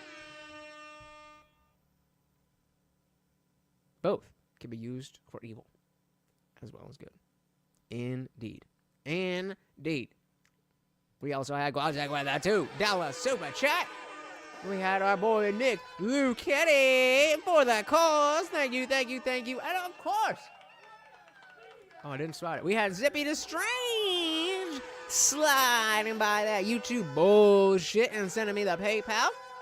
And of course, our sponsor of the stream, Indie Film. Thank you so very much. Look at his eyes. He is eyeballing me right now. All right. There we go. Thank you so very much, guys. We are headed to the after party. If you are a member of this channel, make sure you join the Discord and get full access to everything that you are entitled to. You're paying for it. And if you're not, still join the Discord. It's free. And it's a lot of fun. And I promise you, you will not regret it. And if you do, you can just leave. It's fucking free. I am already in the after party. So if you are a member, make sure you head over there. If you have just joined and you have not gotten the permissions, just send me a DM. I can do that just like that. I will see you guys over there. Thank you so very much. Again, big shout out to Peter Boghossian. And shout out to all you guys that being able to, when... You guys have no idea. You have no idea. Last night when I got this notification that my channel got a strike, that not only do you get one, you only get 3 strikes for your entire career. So that would be the first one, and we're just getting on our way up. And then of course you can't do anything for a week, and so we still would have come and did the show, but I wouldn't have been happy. I would have been not grifting, but certainly putting on a show. And, so it's just really made me realize that I don't want to take any of this for granted. And we got a lot of work to do. A lot of work. So I want to thank you guys again so much for being here. I can't express. I don't have the words to articulate how important this is. I'm not going to say that out loud, but hell yeah. And then they claimed last stream. I tried to trim out the trailer. I assume it was the trailer. I don't even know. Whatever trailer, or the pants dance, whatever that shit. I tried to trim that out, and it was the next day. It was still there, so I tried to dispute it, and they were like, no, this is copyright and whatever. And then I tried to trim it out again, and finally it worked. But they have been cracking down. So again, make sure you are following me everywhere. And those of you who are members, you know what is good. I will see you shortly. But everybody else, thank you so very much for hanging out. Once again, this is Morty, and I am your host, Lech, a.k.a. the Indian Jesus, here to resurrect the second coming of common sense. Until next time, guys, we are out of here. Peace.